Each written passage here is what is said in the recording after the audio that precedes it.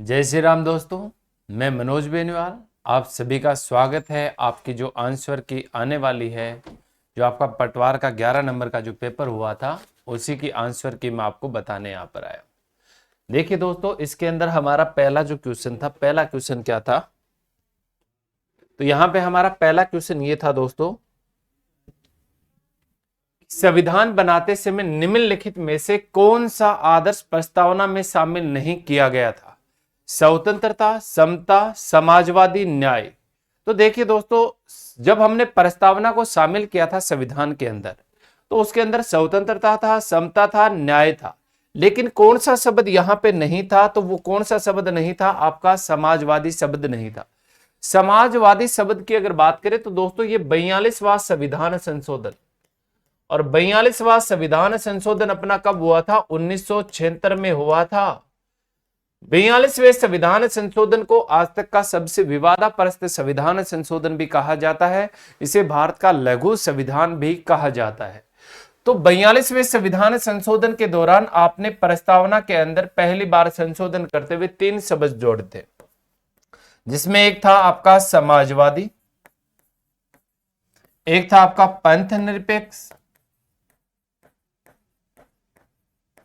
और एक था आपका अखंडता।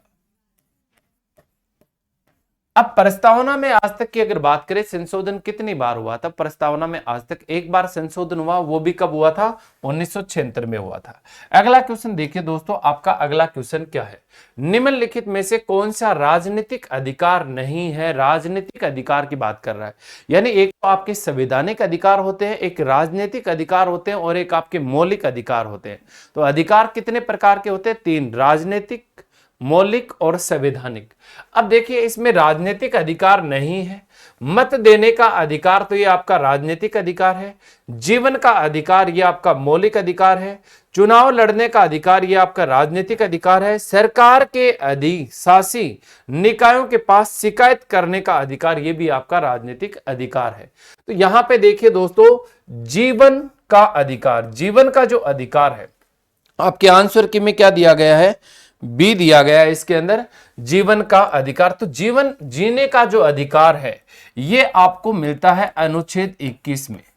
अनुच्छेद 21 में आपको क्या दिया गया है? प्राण व दैहिक स्वतंत्रता का अधिकार।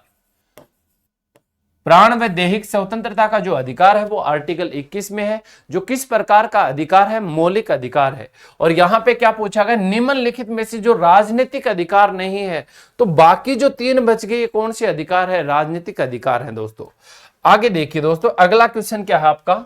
भारत में वैध प्रभुसत्ता निहित है। तो भारत में वैध जो प्रभुनिता सत्ता निहित है, वो किसके अंदर निहित है?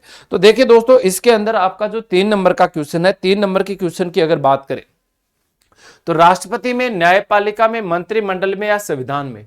तो संप्रभुता की अगर बात करें, तो संप्रभुता जो है हमारी है, वो किसके अंदर शामिल है दोस्तों? संविधान के अंदर शामिल है। किसके अंदर शामिल रहेगी? संविधान के अंदर। अगला क्वेश्चन देखिए दोस्तों, निम्नलिखित में से कौन सा व्यक्ति संविधान सभा का संवैधानिक सलाहकार होता है? संविधान सभा का संवैधानिक सलाहकार था। तो संविधान सभा में संवैधानिक सलाहकार किसको नियुक्त किया गया था? देखिए, संविधान सभा की जो प्रथम बैठक हुई थी वो 9 दिसंबर 1946 को, दूसरी बैठक हुई थी वो 10 दिसंबर 1946 को, और तीसरी बैठक हुई थी 11 दिसंबर 1946 को। 11 दिसंबर 1946 की अगर बात करें, तो संविधान सभा में एक तो हमने चुना था स्थायी अध्यक्ष, और स्थायी अध्यक्ष हमने किसको बनाया था? डॉक्टर राजेंद्र प्रसाद को बनाया था। एक इसी दिन हमने चुना था उपाध्यक्ष हरीश चंद्र मुखर्जी को। HC मुखर्जी को हमने क्या बनाया था? उपाध्यक्ष बनाया था। और इसी दिन हमने एक संविधान सभा का संवैधानिक सलाहकार नियुक्त किया था, और किसको नियुक्त किया गया था? वेनेगल नरसिंह राव को नियुक्त किया गया था। तो BN राव। तो संविधान सभा का जो संवैधानिक सलाहकार था वो कौन था? आपका BN राव था। इसके अंदर आपका आंसर किसी मिलान करे तो बिल्कुल सही है सर, BN राव थे। अगला क्वेश्चन देखिए दोस्तों, अगला क्वेश्चन, भारत को एक गणराज्य मुख्य रूप से इसलिए माना जाता है क्योंकि राजाध्यक्ष का चुनाव होता है, उसे 15 अगस्त 1947 को स्वतंत्रता मिली थी, उसका अपना लिखित संविधान है, उसकी सरकार संसदीय प्रणाली के अनुसार है। तो इसका जो आंसर सही होगा दोस्तों वो होगा राजाध्यक्ष का चुनाव होता है। गणतंत्र, देखिए यहां पे गणराज्य या गणतंत्र की अगर बात करें इस शब्द की, तो गणराज्य शब्द का मतलब क्या होता है? भारत का जो प्रशासनिक अधिकारी होगा, प्रशासन प्रमुख, प्रशासन चलाने वाला व्यक्ति क्या होना चाहिए? निर्वाचित होना चाहिए। जैसे हमारा प्रधानमंत्री है, तो कौन है? प्रधानमंत्री। तो प्रधानमंत्री का जनता के द्वारा क्या किया जाता है? चुनाव किया जाता है। गणराज्य कौन सा होता है? जिसका जो प्रशासन प्रमुख होगा उसके अध्यक्ष का चुनाव जो है वो निर्वाचित होना चाहिए। किस प्रकार से होना चाहिए? जनता के द्वारा उसका चुनाव किया गया होना चाहिए, उसे बोलेंगे निर्वाचित। तो गणराज्य मुख्य रूप से किसके लिए माना जाता है? राज्याध्यक्ष यानी राष्ट्र जो अध्यक्ष है। यहां पे हम राज्याध्यक्ष शब्द का प्रयोग करेंगे क्योंकि राष्ट्र अध्यक्ष अगर पूछा जाए तो वो हम राष्ट्र प्रमुख किसके अंदर अंतर्गत आ जाता है? राष्ट्रपति के अंतर्गत। तो यहां पे राज्याध्यक्ष का चुनाव होता है, यानी राज्याध्यक्ष का मतलब जो प्रशासनिक प्रमुख है हमारा, जो क्या है? प्रशासनिक प्रमुख है, उसका क्या होना चाहिए? निर्वाचित होना चाहिए, वो जनता के द्वारा चुनाव होना चाहिए। इसके अंदर मैं आपका आंसर मिला लेता हूं, क्वेश्चन नंबर 5 और 5 में बिल्कुल आपका ये आंसर था। आंसर की में भी सही है। अगला क्वेश्चन, विश्व में सबसे बड़ा संविधान किस देश का है? तो विश्व में सबसे बड़ा जो संविधान है दोस्तों वो किस देश का है? भारत का है। विश्व में सबसे बड़ा जो संविधान है वो किस देश का है? भारत का है। क्योंकि भारत के संविधान के अंदर कितने अनुच्छेद हैं? 395 अनुच्छेद हैं। भाग की अगर बात करें तो कितने भाग है? 22 भाग है।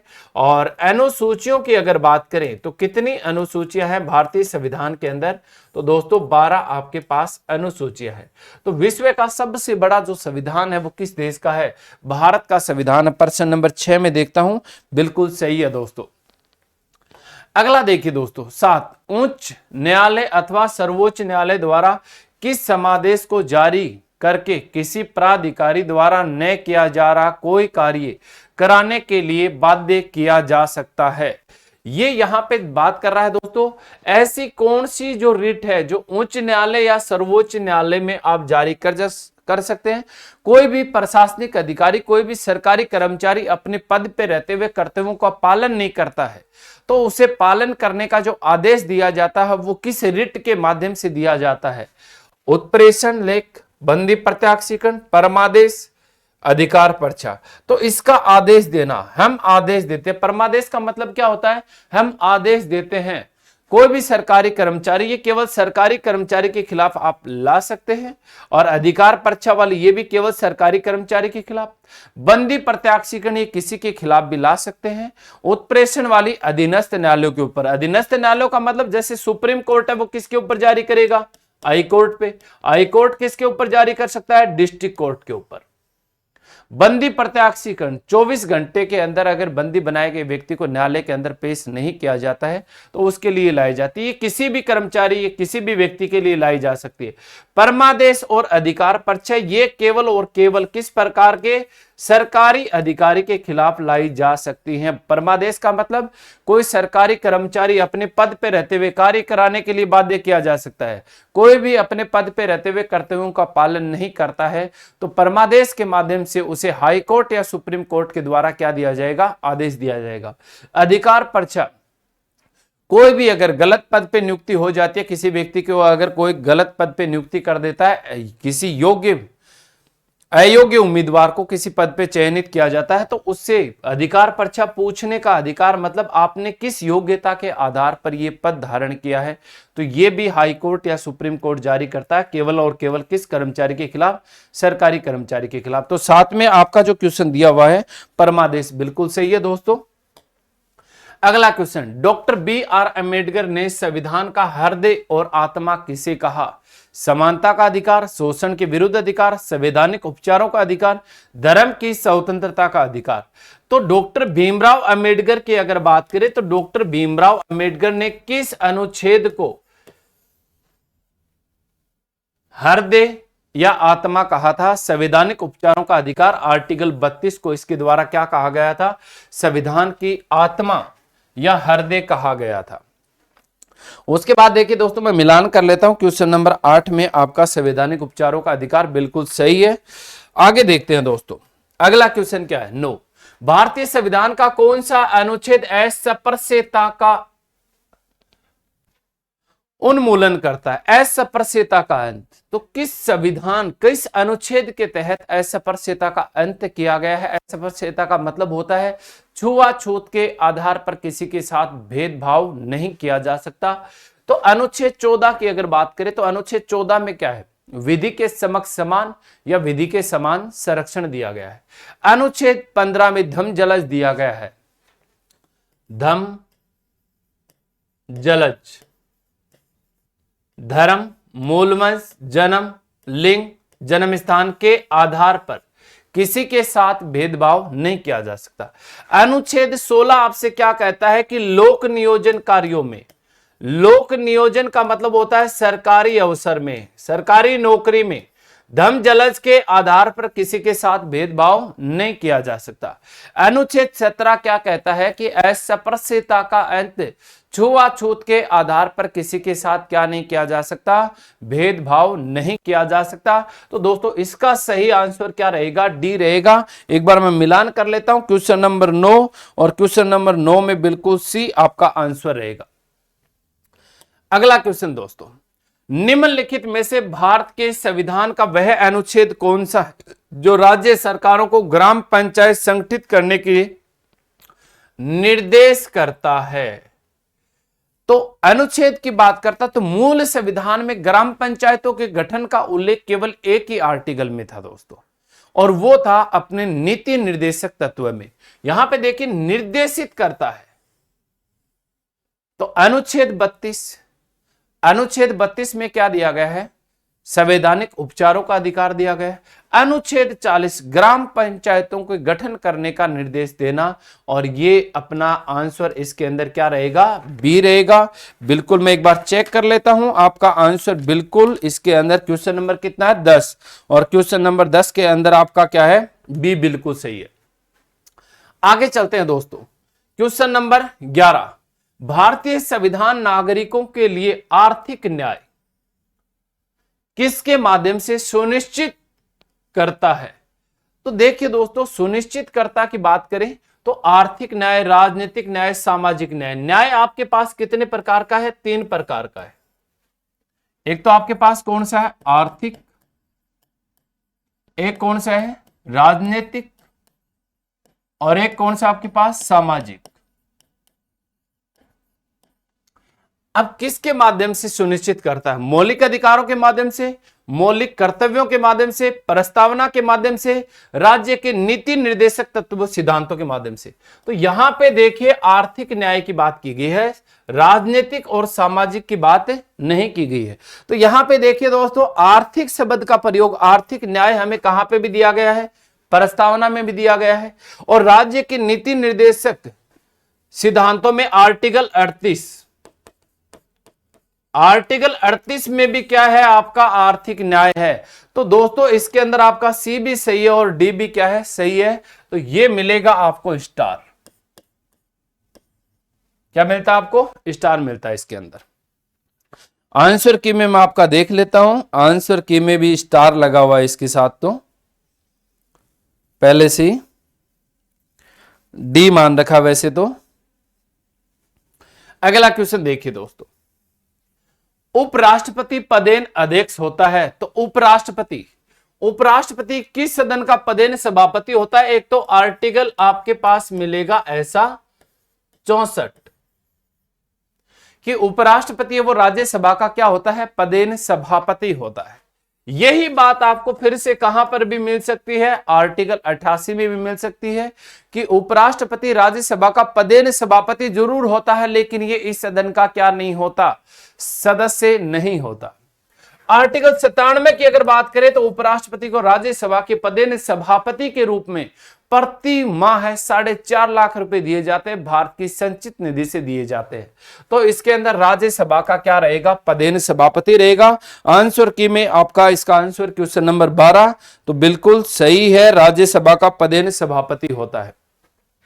अगला क्वेश्चन देखिए दोस्तों, यदि लोकसभा अध्यक्ष त्यागपत्र देना चाहे तो वह अपना त्यागपत्र निम्नलिखित में से किसको संबोधित करेगा? तो लोकसभा अध्यक्ष अपना त्याग पत्र देना चाहे तो किसको संबोधित करेगा? आर्टिकल 95 की अगर बात करें तो दोस्तों देखिए, अपने पास एक तो क्या होता है, लोकसभा के अंदर अध्यक्ष होता है, क्या होता है? अध्यक्ष। और एक क्या होता है? उपाध्यक्ष होता है। अगर अध्यक्ष अपना त्याग पत्र देना चाहे तो किसको दे सकता है? उपाध्यक्ष को। अगर उपाध्यक्ष देना चाहे तो किसको दे सकता है? अध्यक्ष को दे सकता है। तो अध्यक्ष अपना त्याग पत्र किसको दे सकता है? उपाध्यक्ष को दे सकता है। अब मान लीजिए ऐसा हो कभी, जैसे आज उपाध्यक्ष ने क्या कर दिया? त्याग पत्र दे दिया। अगर अगले दिन अध्यक्ष त्याग पत्र देना चाहे तो वो किसको देगा? तो ऐसी कंडीशन के अंदर जब उपाध्यक्ष नहीं होता है तो अध्यक्ष अपना त्याग पत्र किसको देगा? राष्ट्रपति को देगा। अब पहले जब हमने अध्यक्ष और उपाध्यक्ष की नियुक्ति की थी तो बहुमत के आधार पर करते हैं। अध्यक्ष और उपाध्यक्ष की नियुक्ति यानी लोकसभा के सभी सदस्य अपने में से बहुमत के आधार पर एक अध्यक्ष और एक उपाध्यक्ष का चुनाव करते हैं। अब मान लीजिए दोनों ने त्याग पत्र दे दिया, तो आर्टिकल 95 आपसे क्या कहता है कि ऐसी स्थिति में कार्यवाहक अध्यक्ष की नियुक्ति जो करेगा वो कौन करेगा? राष्ट्रपति करेगा। किसके द्वारा की जाएगी? राष्ट्रपति के द्वारा। 4 प्रकार के, 2 प्रकार के, 5 प्रकार के, 3 प्रकार के। अब आपात अधिकार की बात करें तो दोस्तों ये मिलेंगे भाग 18 में, अनुच्छेद 352 से लेकर 360 तक।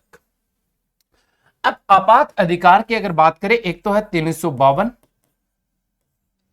एक है 356 और एक है 360। 352 के अंदर क्या है? राष्ट्रीय आपातकाल।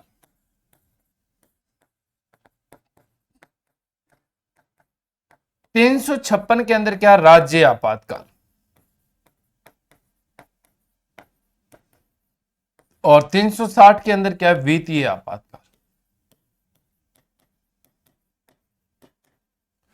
तो कितने प्रकार के हो गए? 3 प्रकार के। तीनों आपातकाल की घोषणा किसके द्वारा की जाती है?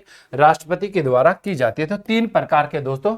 क्वेश्चन नंबर 15 की अगर बात करें तो आपका आंसर बिल्कुल सही है। आगे देखिए दोस्तों, मूल संविधान, मूल भारतीय संविधान किसके द्वारा हस्तलिखित है? तो भारत का जो मूल संविधान है वो किसने लिखा था? भारत का मूल संविधान, पहली बात तो यह है दोस्तों, कौन सी भाषा में लिखा गया है? अंग्रेजी भाषा में लिखा गया है। किस शैली में लिखा गया है? तो इटैलिक शैली में लिखा गया। किस शैली में लिखा गया है? इटैलिक शैली के अंदर लिखा गया है। नंदलाल घोष, व्यवहार राम मनोहर सिन्हा, प्रेम बिहारी नारायण रायजादा। बिल्कुल दोस्तों सी। हमारा मूल संविधान, जो भारतीय मूल संविधान है वो किसके द्वारा हस्तलिखित है? वो प्रेम बिहारी नारायण रायजादा के द्वारा लिखा गया था। किस भाषा में? अंग्रेजी भाषा में। कौन सी शैली में? इटैलिक शैली में। प्रेम बिहारी नारायण रायजादा की अगर बात करें तो दोस्तों इन्होंने संविधान लिखने का कोई पेंशन या कोई मेहनताना नहीं लिया था। इनकी एक शर्त थी कि संविधान के प्रत्येक पृष्ठ पर ये अपना नाम लिखेंगे और अंतिम पृष्ठ पर इन्होंने अपने दादा राम प्रसाद का नाम लिखा था। और राम प्रसाद का नाम लिखने का कारण जो था वो क्या था? इटैलिक शैली। क्योंकि इटैलिक शैली, इन्होंने इटैलिक शैली का जो ज्ञान लिया था वो किससे लिया था? अपने दादा राम प्रसाद से लिया था। आइए दोस्तों आगे, हिंदी की अगर बात करें तो हमारा संविधान हिंदी में किस व्यक्ति के द्वारा लिखा गया? तो बसंत कृष्णन वैद्य के द्वारा लिखा गया था। हिंदी में किसके द्वारा लिखा गया था? बसंत कृष्णन वैद्य के द्वारा। तो क्वेश्चन नंबर 16 के अंदर मैं आपका आंसर देख लेता हूं, प्रेम बिहारी नारायण रायजादा। बिल्कुल सही है दोस्तों। आगे देखिए दोस्तों, संविधान में हमारे राष्ट्र का उल्लेख किन नामों से किया गया है? तो संविधान में हमारे राष्ट्र यानी देश का नाम भारत तथा इंडिया, केवल भारत, हिंदुस्तान तथा इंडिया, भारत, हिंदुस्तान तथा इंडिया। तो ये बिल्कुल ए वाला सही रहेगा दोस्तों इसके अंदर, क्योंकि आपका जो आर्टिकल 1 है, अनुच्छेद 1, अनुच्छेद 1 में क्या है? राज्यों का संघ, राज्यों का संघ इंडिया अर्थात भारत है। राज्यों का संघ इंडिया अर्थात भारत है। इंडिया अर्थात भारत का मतलब क्या हुआ? जो इंडिया है वही भारत है, जो भारत है वही क्या है, इंडिया है। तो संविधान में कौन से दो नाम दिए गए हमारे राष्ट्र के, भारत और इंडिया दिया गया है। क्वेश्चन नंबर 17 और 17 में बिल्कुल आपका आंसर सही है। अगला देखिए दोस्तों, स्वतंत्र भारत की लोकसभा का पहला अध्यक्ष कौन था? हुकुम सिंह, बलिराम भगत, भगत आएगा ये भगत की जगह, भगत, बलिराम भगत, रवि राय, जीवी मावलंकर। तो हमारी लोकसभा का पहला जो अध्यक्ष था वो कौन था? जीवी मावलंकर था। 18 के अंदर आपका क्वेश्चन बिल्कुल दोस्तों सही है। अगला देखिए दोस्तों, यह निर्णय कौन लेता है कि कोई विधेयक धन विधेयक है या नहीं है? तो धन विधेयक की परिभाषा मिलेगी दोस्तों आर्टिकल 110 में। धन विधेयक किसके नाम से लाया जाता है? राष्ट्रपति के नाम से लाया जाता है। राष्ट्रपति की पूर्व अनुमति के बाद वित्त मंत्री के द्वारा उसे लोकसभा में, तो याद रखेंगे धन विधेयक और वित्त विधेयक सबसे पहले हमेशा कौन से सदन में रखे जाएंगे? लोकसभा में रखे जाएंगे। और किसके नाम से आएंगे? राष्ट्रपति के नाम से आएंगे। राष्ट्रपति की पहले अनुमति मिलने के बाद ही रखे जाएंगे। इसलिए राष्ट्रपति धन विधेयक और वित्त विधेयक पर हस्ताक्षर करने के लिए क्या होता है? बाध्य होता है दोस्तों। अब लोकसभा में जाएगा तो वहां पे जो लोकसभा अध्यक्ष है वह इसे परिभाषित करेगा कि धन विधेयक है या ये वित्त विधेयक है। तो इसके अंदर देखिए राष्ट्रपति, प्रधानमंत्री, वित्त मंत्री, लोकसभा अध्यक्ष। तो धन विधेयक को निर्धारित करने का अधिकार किसके पास होता है? धन विधेयक है वित्त विधेयक, लोकसभा अध्यक्ष के पास होता है। वित्त मंत्री यहां तक लेके आता है, किसके पास से लेके आता है? राष्ट्रपति के पास से लेके आता है, क्योंकि राष्ट्रपति की पूर्व अनुमति के बाद ही हमेशा धन विधेयक या वित्त विधेयक लाया जा सकता है, अन्यथा नहीं लाया जा सकता। याद रखेंगे धन विधेयक और वित्त विधेयक सबसे पहले किस सदन में रखे जाएंगे? तो लोकसभा के अंदर रखे जाएंगे। साधारण विधेयक आप किसी भी सदन में रख सकते हैं, लोकसभा या फिर राज्यसभा, लेकिन धन विधेयक हमेशा याद रखेंगे सबसे पहले कौन से सदन में लाए जाएंगे? लोकसभा या लोकसभा में ही लाए जाएंगे। अगला क्वेश्चन देखिए दोस्तों, इसका मैं आंसर आपका देख लेता हूं। क्वेश्चन नंबर 19 का आंसर आपके आंसर की में बिल्कुल सही है दोस्तों। भारतीय संसद में लोक लेखा समिति का अध्यक्ष होता है विपक्ष दल का नेता, लोकसभा अध्यक्ष, लोकसभा का उपाध्यक्ष, राज्यसभा का अध्यक्ष। अब देखिए दोस्तों, लोक लेखा समिति, लोक लेखा समिति का जो गठन किया गया था, लोक लेखा समिति का गठन हुआ था 1921 में भारत शासन अधिनियम 1919 के तहत। अब लोक लेखा समिति में कुल सदस्य कितने होते हैं? 22 होते हैं। 22 में से 15 कहां से आते हैं? लोकसभा से, और 7 जो सदस्य आते हैं वो कहां से आते हैं? राज्यसभा से। अब 1967 से पहले तो इस समिति का अध्यक्ष कौन होता था? पक्ष का नेता होता था। और 1967 के बाद इस समिति का जो अध्यक्ष बनाया जाता है वो विपक्ष के नेता को बनाया जाता है। किसके नेता को? विपक्ष के नेता को। तो इसका जो अध्यक्ष होता है वो कौन होता है? विपक्ष दल का नेता होता है। क्वेश्चन नंबर 20 के आंसर में आपका ए बिल्कुल सही है। क्वेश्चन नंबर 21, तो 21 में क्या? राज्यसभा में निर्वाचित सदस्यों की अधिकतम संख्या कितनी हो सकती है? निर्वाचित सदस्यों की अधिकतम संख्या कितनी हो सकती है? तो देखिए दोस्तों, 84वां जो संविधान संशोधन हुआ था 2002 में, 84वें संविधान संशोधन के अनुसार राज्यसभा में अधिकतम सदस्य कितने हो सकते हैं? अधिकतम। तो राज्यसभा में अधिकतम सदस्यों की संख्या कितनी हो सकती है? 250। अब 250 की अगर आगे बात करें तो 12 तो इसमें अधिकतम क्या हो सकते हैं? मनोनीत हो सकते हैं। 12 अधिकतम क्या हो सकते हैं? मनोनीत। जो किसके द्वारा मनोनीत किए जाएंगे? राष्ट्रपति के द्वारा, आर्टिकल 80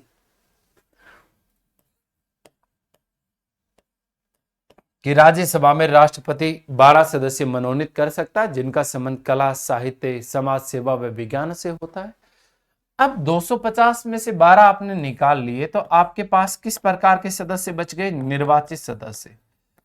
तो 250 माइनस 12 करेंगे तो 238। अधिकतम निर्वाचित कितने हो सकते हैं? 238।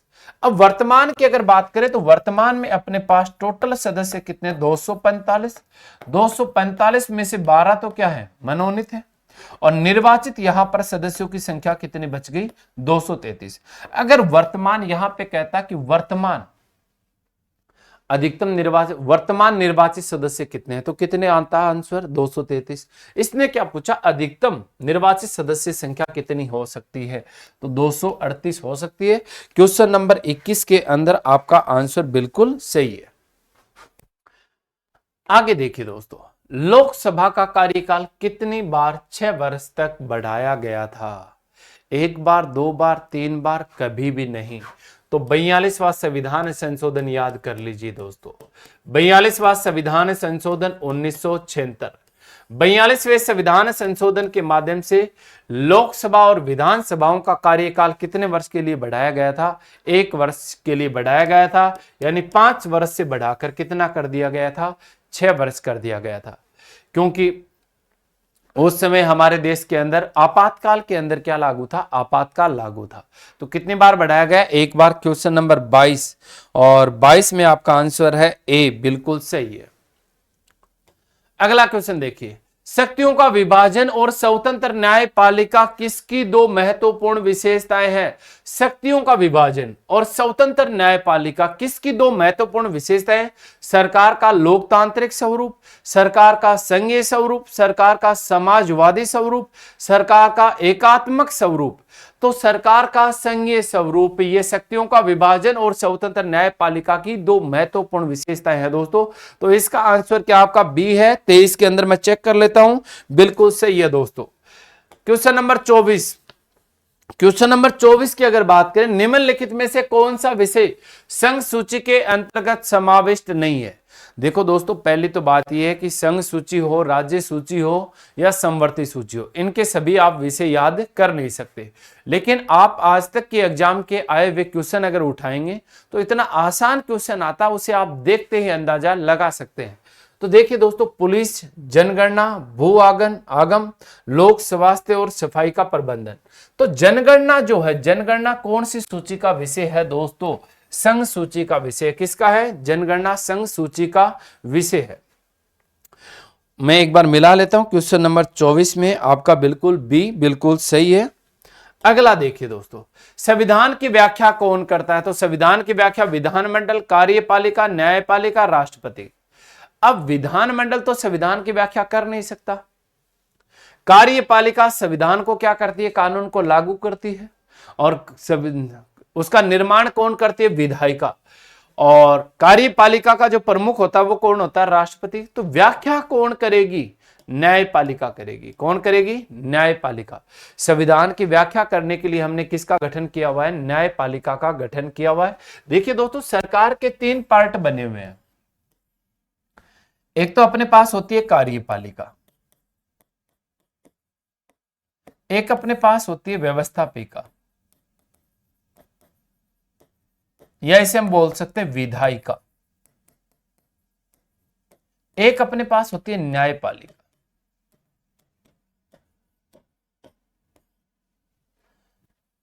ये क्या करेगी, विधि का निर्माण करेगी, ये इस विधि को क्या करेगी, लागू करेगी, और ये इस विधि की क्या करेगी, व्याख्या करेगी। तो क्या पूछा हुआ है, व्याख्या। तो व्याख्या करने का अधिकार किसके पास होता है, न्यायपालिका के पास होता है। क्वेश्चन नंबर 25, और 25 में आपका दिया गया है सी, और हमने भी क्या लगाया है, सी लगाया है। अगला देखिए दोस्तों, कौन सा स्थानीय सरकार का मामला नहीं है। स्थानीय सरकार का सार्वजनिक स्वास्थ्य, व्यवस्था, कानून और व्यवस्था, लोकोपयोगी सेवाएं। तो कानून बनाने का अधिकार किसके पास होता है, भारत के अंदर, संसद के अंदर। कानून और व्यवस्था बनाने का अधिकार किसके पास होता है, संसद के पास, स्थानीय सरकार के पास। स्थानीय सरकार का मतलब क्या होता है, स्थानीय सरकार जैसे राजस्थान का विधानमंडल है, ये क्या होगी, स्थानीय सरकार। ग्राम पंचायतों में पंचायती राज जो लागू है वो क्या, स्थानीय सरकार। नगर निकाय जो होता है वो भी आपकी क्या होती है, स्थानीय सरकार। अगला क्वेश्चन नंबर 26 में मैं आपका आंसर देख लेता हूं, कानून और व्यवस्था कितने में, सी में दिया हुआ है, तो बिल्कुल सी है। अगला देखिए दोस्तों, किस संवैधानिक संशोधन द्वारा नगर पालिका विधेयक पारित हुआ था। तो ये एक तो था 73वां संविधान संशोधन, और एक था दोस्तों 74वां संविधान संशोधन। तो इसमें क्या था, पंचायती राज।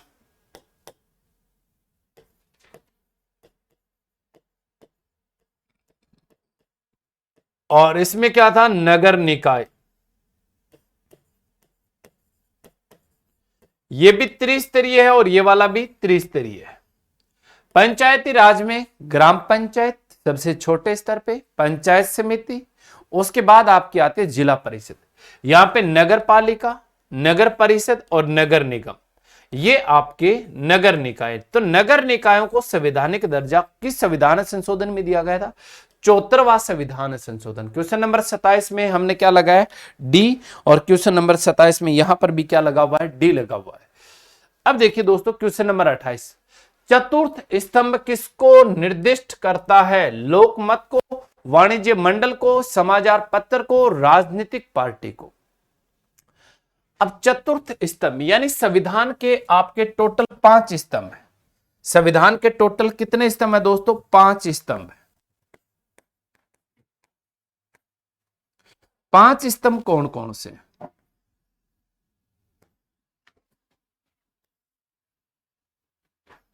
सबसे पहले तो अपने पास आता है कार्यपालिका,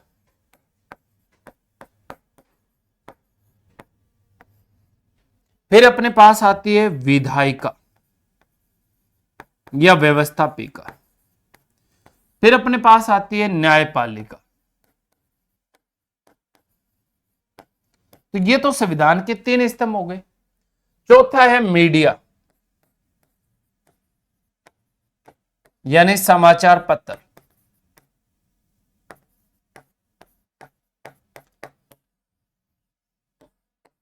कितने नंबर का है, चौथा। और 5वां है एनजीओ, नॉन गवर्नमेंट ऑर्गेनाइजेशन। तो संविधान के टोटल कितने स्तंभ है, 5 स्तंभ है। कार्यपालिका, विधायिका, न्यायपालिका 3 हो गए। चौथा स्तंभ किसको प्रदर्शित करता है, समाचार पत्र को, मीडिया या समाचार पत्र। और 5वां जो संविधान का 5वां स्तंभ माना गया वो किसको माना गया है, एनजीओ को, नॉन गवर्नमेंट ऑर्गेनाइजेशन। तो इसके अंदर आपका क्वेश्चन है 28 में आपका आंसर है सी, और बिल्कुल यहां पे भी आपका सी है। अगला क्वेश्चन, लोगों की सहमति का अर्थ है, कुछ लोगों की सहमति, सब लोगों की सहमति, अधिकांश लोगों की सहमति, लोगों के नेता की सहमति। तो लोगों की सहमति का मतलब देखो दोस्तों, आपको मैं एक छोटा सा एग्जांपल देता हूं।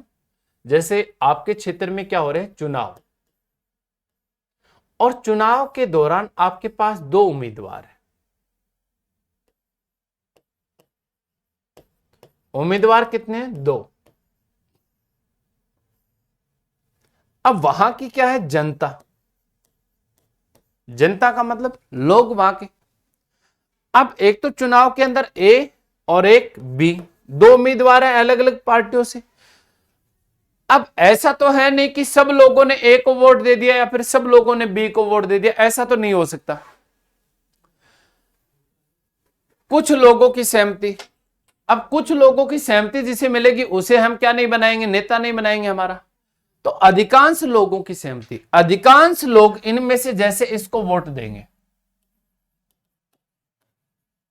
अधिकांश का मतलब इससे क्या मिले, इसको, इसे कुछ लोगों ने दिए और इसे अधिकांश लोगों ने दिए।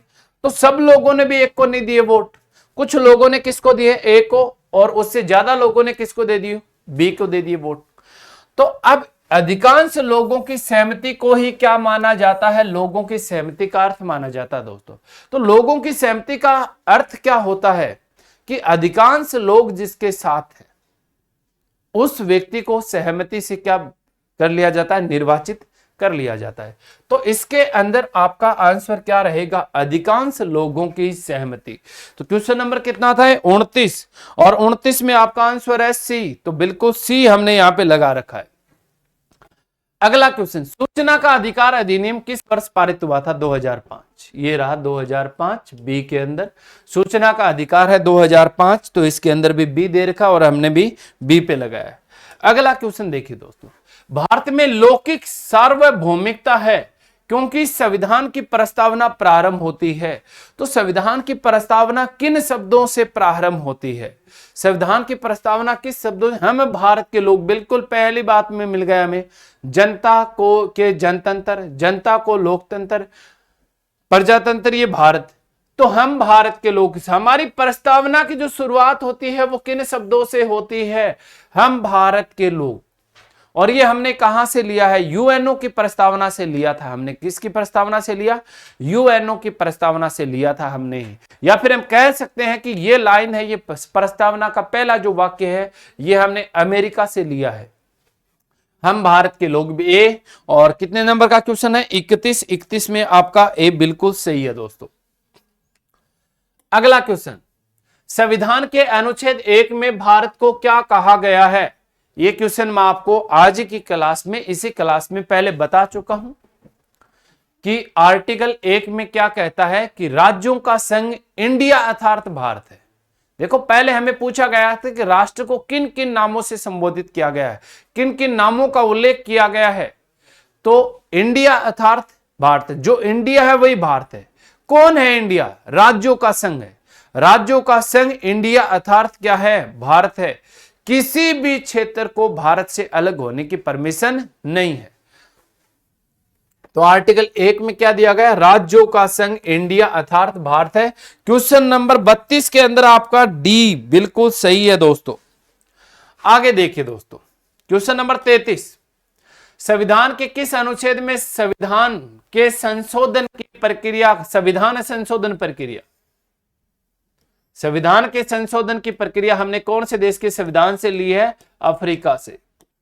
देखिए दोस्तों, डॉक्टर भीमराव अंबेडकर जो थे, इन्होंने आर्टिकल 368 जोड़ दिया, क्योंकि उन्हें पता था कि हमारे संविधान के अंदर क्या है, बहुत सी कमियां हैं और इनको सुधार करने के लिए हमें क्या करना पड़ेगा? संविधान के अंदर संशोधन करना पड़ेगा। इसलिए उन्होंने कौन सा आर्टिकल जोड़ा था? 368 जोड़ा था। 20 संविधान ये हमने जल्दबाजी में बनाया है, बहुत बड़ा संविधान है, तो इसमें हमें संशोधन की आवश्यकता रहेगी। इसलिए संविधान संशोधन प्रक्रिया अफ्रीका के संविधान से ली थी और आर्टिकल 368 में से शामिल किया गया था। 360 की अगर बात करें तो इसके अंदर क्या आता है? वित्तीय आपातकाल। क्या आता है? वित्तीय आपातकाल आता है। अनुच्छेद 356 में क्या आता है? राष्ट्रपति शासन या राज्य आपातकाल। 352 में क्या आता है? राष्ट्रीय आपातकाल। राष्ट्रीय आपातकाल। और 368 में क्या आता है? संविधान संशोधन। संविधान संशोधन प्रक्रिया अफ्रीका के संविधान से ली गई है। तो क्वेश्चन नंबर 33 में आपका क्या दे रखा है? डी दे रखा है बिल्कुल दोस्तों। अगले वाला क्वेश्चन, क्वेश्चन नंबर 34, भारतीय संविधान निम्नलिखित में से कौन सी नागरिकता प्रदान करता है? तो नागरिकता मतलब भाग 2, अनुच्छेद 5 से 11 किसका उल्लेख किया गया है? नागरिकता का उल्लेख किया गया है दोस्तों। और भारत की जो नागरिकता है वो किस प्रकार की? इकहरी नागरिकता है। इकहरी नागरिकता का मतलब क्या है? हम सब भारत के नागरिक हैं। हम सब भारत के नागरिक हैं।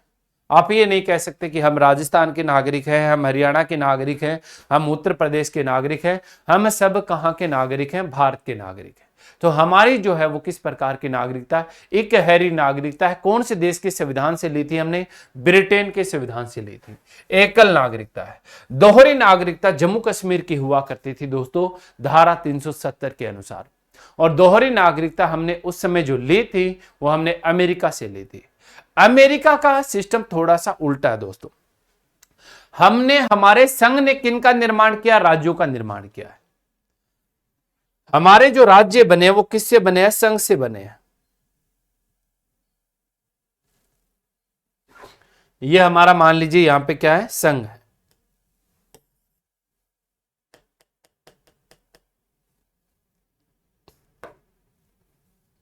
ये हमारा क्या है? संघ। देखिए, अभी आपने पढ़ा राज्यों का संघ इंडिया अर्थात भारत है। तो हमारे संघ से क्या बने हैं? राज्य बने हैं। संघ से क्या बने हैं? राज्य बने हैं। हमारे संघ ने जो शक्तियां वो किसको दी हैं? राज्यों को दी है। इसलिए किसी भी राज्य के नाम, क्षेत्र या सीमा में परिवर्तन करना होता है तो आर्टिकल 3 के अनुसार कौन करेगा? संसद करेगी। अमेरिका का सिस्टम थोड़ा सा इसके विपरीत है दोस्तों। राज्य राज्य राज्य से कौन बना है? संघ बना है।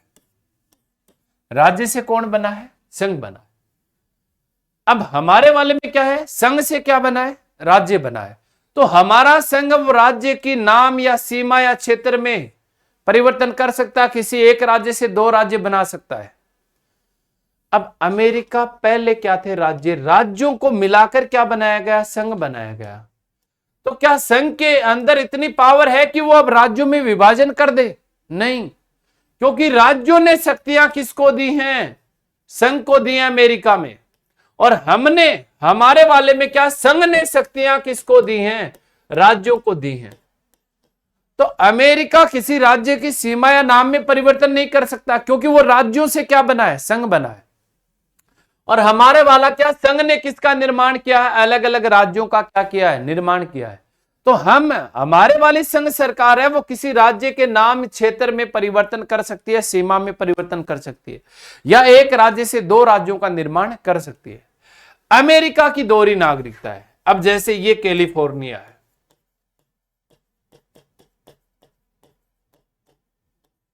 तो ये बोलेंगे हम पहले कैलिफोर्निया के निवासी, फिर ये बोलेंगे अमेरिका के निवासी।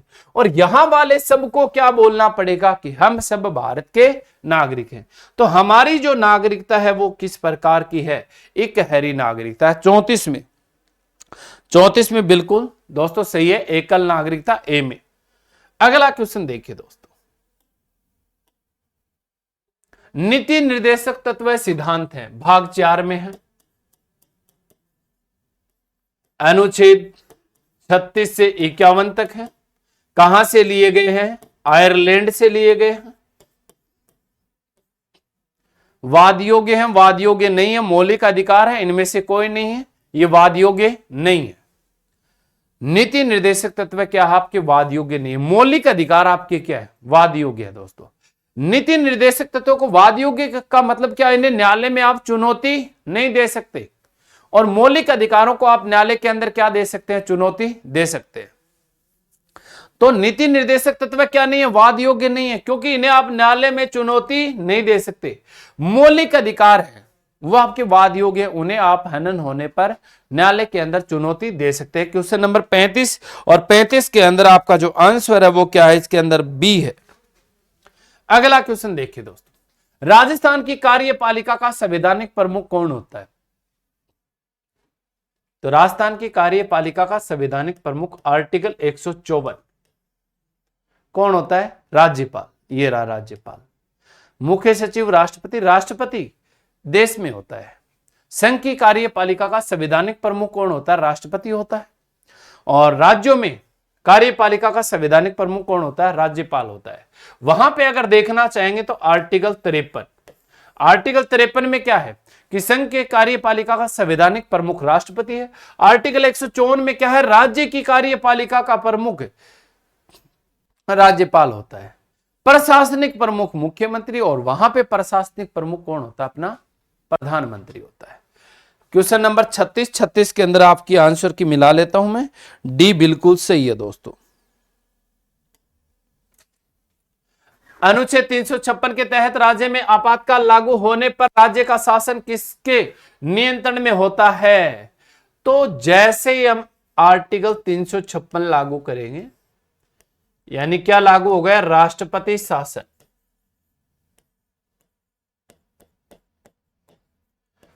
या राज्य आपातकाल बोलेंगे इसे। कब लागू किया जाता है? जब किसी राज्य का संवैधानिक तंत्र विफल हो जाता है, तब लागू किया जाता है। इसकी सूचना राष्ट्रपति को किसके माध्यम से दी जाती है? राज्यपाल के माध्यम से मिलती है।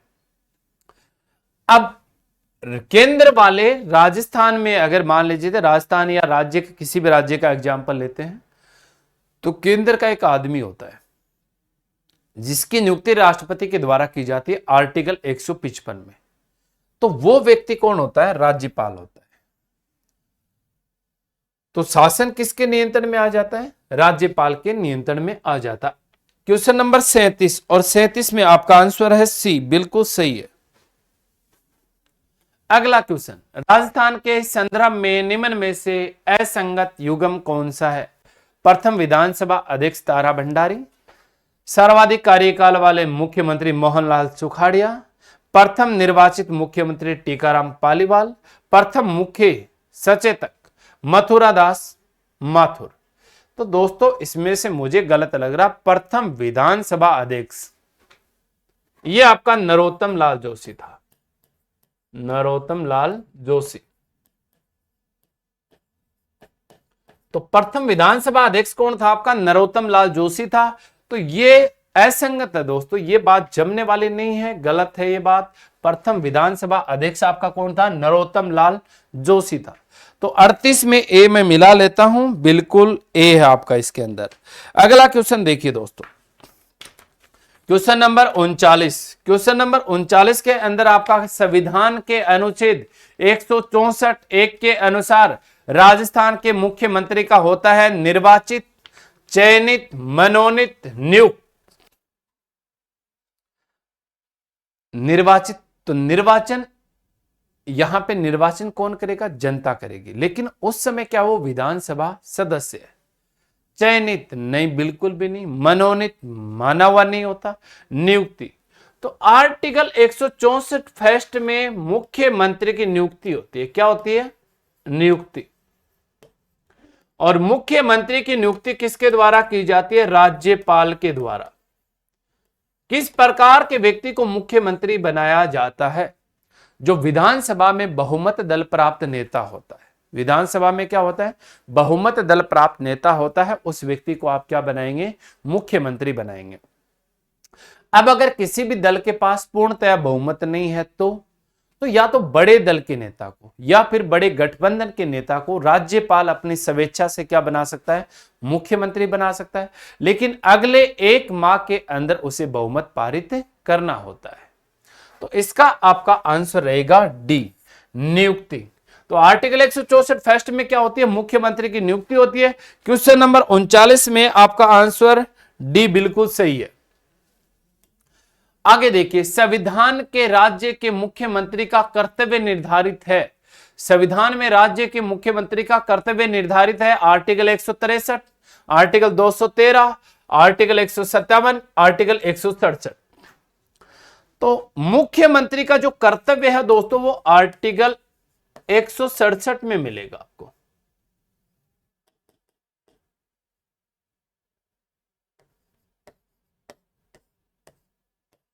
कर्तव्य क्या होता है ये मैं आपको बता देता हूं।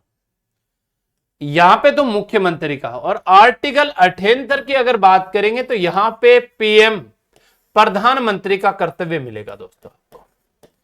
प्रधानमंत्री का जो कर्तव्य है वो तो 78 में है, और मुख्यमंत्री का जो कर्तव्य वो आर्टिकल 167 में है। अब कर्तव्य क्या होता है कि पहले प्रधानमंत्री वाला समझा देता हूं मैं आपको, कि राष्ट्रपति जो होता है वो प्रधानमंत्री से मंत्रिपरिषद के किसी भी कार्य की सूचना प्राप्त कर सकता है, और ये प्रधानमंत्री का कर्तव्य होता है कि वो उसे सूचना देगा। कर्तव्य का मतलब बाध्य होता है, मना नहीं कर सकता।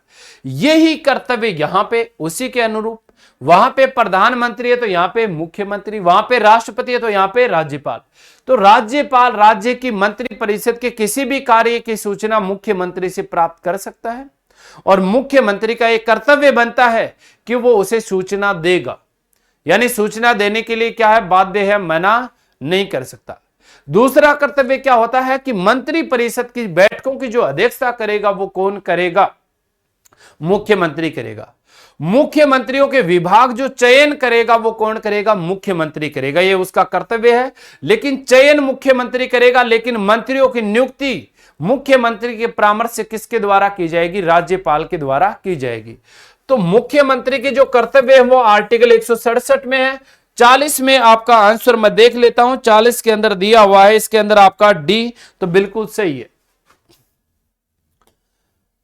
राजस्थान की प्रथम लोकप्रिय सरकार का गठन किसके नेतृत्व में हुआ था? श्री जयनारायण व्यास, श्री हीरालाल शास्त्री, भोलानाथ झा, श्री CS वेंकटाचारी। तो राजस्थान की प्रथम लोकप्रिय सरकार किसके नेतृत्व में बनी थी? हीरालाल शास्त्री के नेतृत्व में बनी थी। 41 के अंदर मैं आपका देख लेता हूं, बिल्कुल बी दे रखा है इसके अंदर। अगला क्वेश्चन दोस्तों, राजस्थान के मंत्री परिषद में मुख्यमंत्री सहित विधानसभा के कुल सदस्य संख्या के अधिक से अधिक कितने प्रतिशत सदस्य हो सकते हैं? तो मंत्री परिषद में मुख्यमंत्री सहित विधानसभा के कुल सदस्यों के अधिकतम सदस्य कितने हो सकते हैं? 15%। अब देखिए दोस्तों, जो मूल संविधान था, मूल संविधान में मंत्री परिषद का आकार जो था वो निर्धारित नहीं था। अगर पूछा जाए कि मूल संविधान में यह उल्लेख था कि नहीं था 15% सदस्यों वाला, बिल्कुल भी नहीं था। कब तय हुआ था? 91वां संविधान संशोधन। और 91वां संविधान संशोधन कब हुआ है? 2003 में हुआ है। कब हुआ है? 2003 में।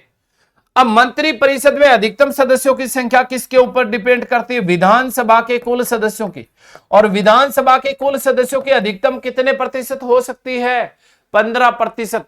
जिसमें मुख्यमंत्री शामिल होता है या नहीं? तो इसके अंदर मुख्यमंत्री शामिल होता है। न्यूनतम सदस्यों की अगर बात करें तो कितने सदस्यों से कम नहीं हो सकते? 12 सदस्यों से कम नहीं हो सकते दोस्तों। तो इसमें आपका आंसर रहेगा बी। 42 के अंदर आपका क्या दे रखा है? इसके अंदर बिल्कुल बी दे रखा है दोस्तों। अगला क्वेश्चन, राजस्थान की प्रथम महिला मुख्यमंत्री का निर्वाचन क्षेत्र था झालरापाटन, झुंझुनू, खानपुर, धौलपुर? झालरापाटन था दोस्तों। बड़ा आसान क्वेश्चन है। राज्य के पहले व एकमात्र अल्पसंख्यक मुख्यमंत्री कौन थे? राज्य के एकमात्र व प्रथम अल्पसंख्यक बरकतुल्ला खां, अलाउद्दीन खां, अमीन खां, भैरव सिंह शेखावत। तो अल्पसंख्यक बरकतुल्ला खां थे दोस्तों। मिला लेता हूं मैं साथ साथ में। 44 के अंदर क्या दिया हुआ है? ए। तो 44 में ए है और 43 वाले में मिला लेता हूं। 43 वाले में भी क्या है? ए, झालरापाटन। अगला क्वेश्चन देखिए दोस्तों, राज्य के पहले व एकमात्र अल्पसंख्यक मुख्यमंत्री, ये हम देख चुके हैं। अगला क्वेश्चन, एक व्यक्ति बिना राजस्थान विधानसभा का सदस्य होते हुए भी कितने माह तक राजस्थान में मंत्री रह सकता है? बहुत अच्छा क्वेश्चन है दोस्तों। यानी मान लीजिए कोई ऐसा व्यक्ति है ए। अब इसके अंदर क्या है? केवल विधानसभा शब्द का उल्लेख है। अब मान लीजिए राजस्थान के अंदर दोनों ही सदन है। एक तो क्या विधानसभा है और एक क्या विधान परिषद है।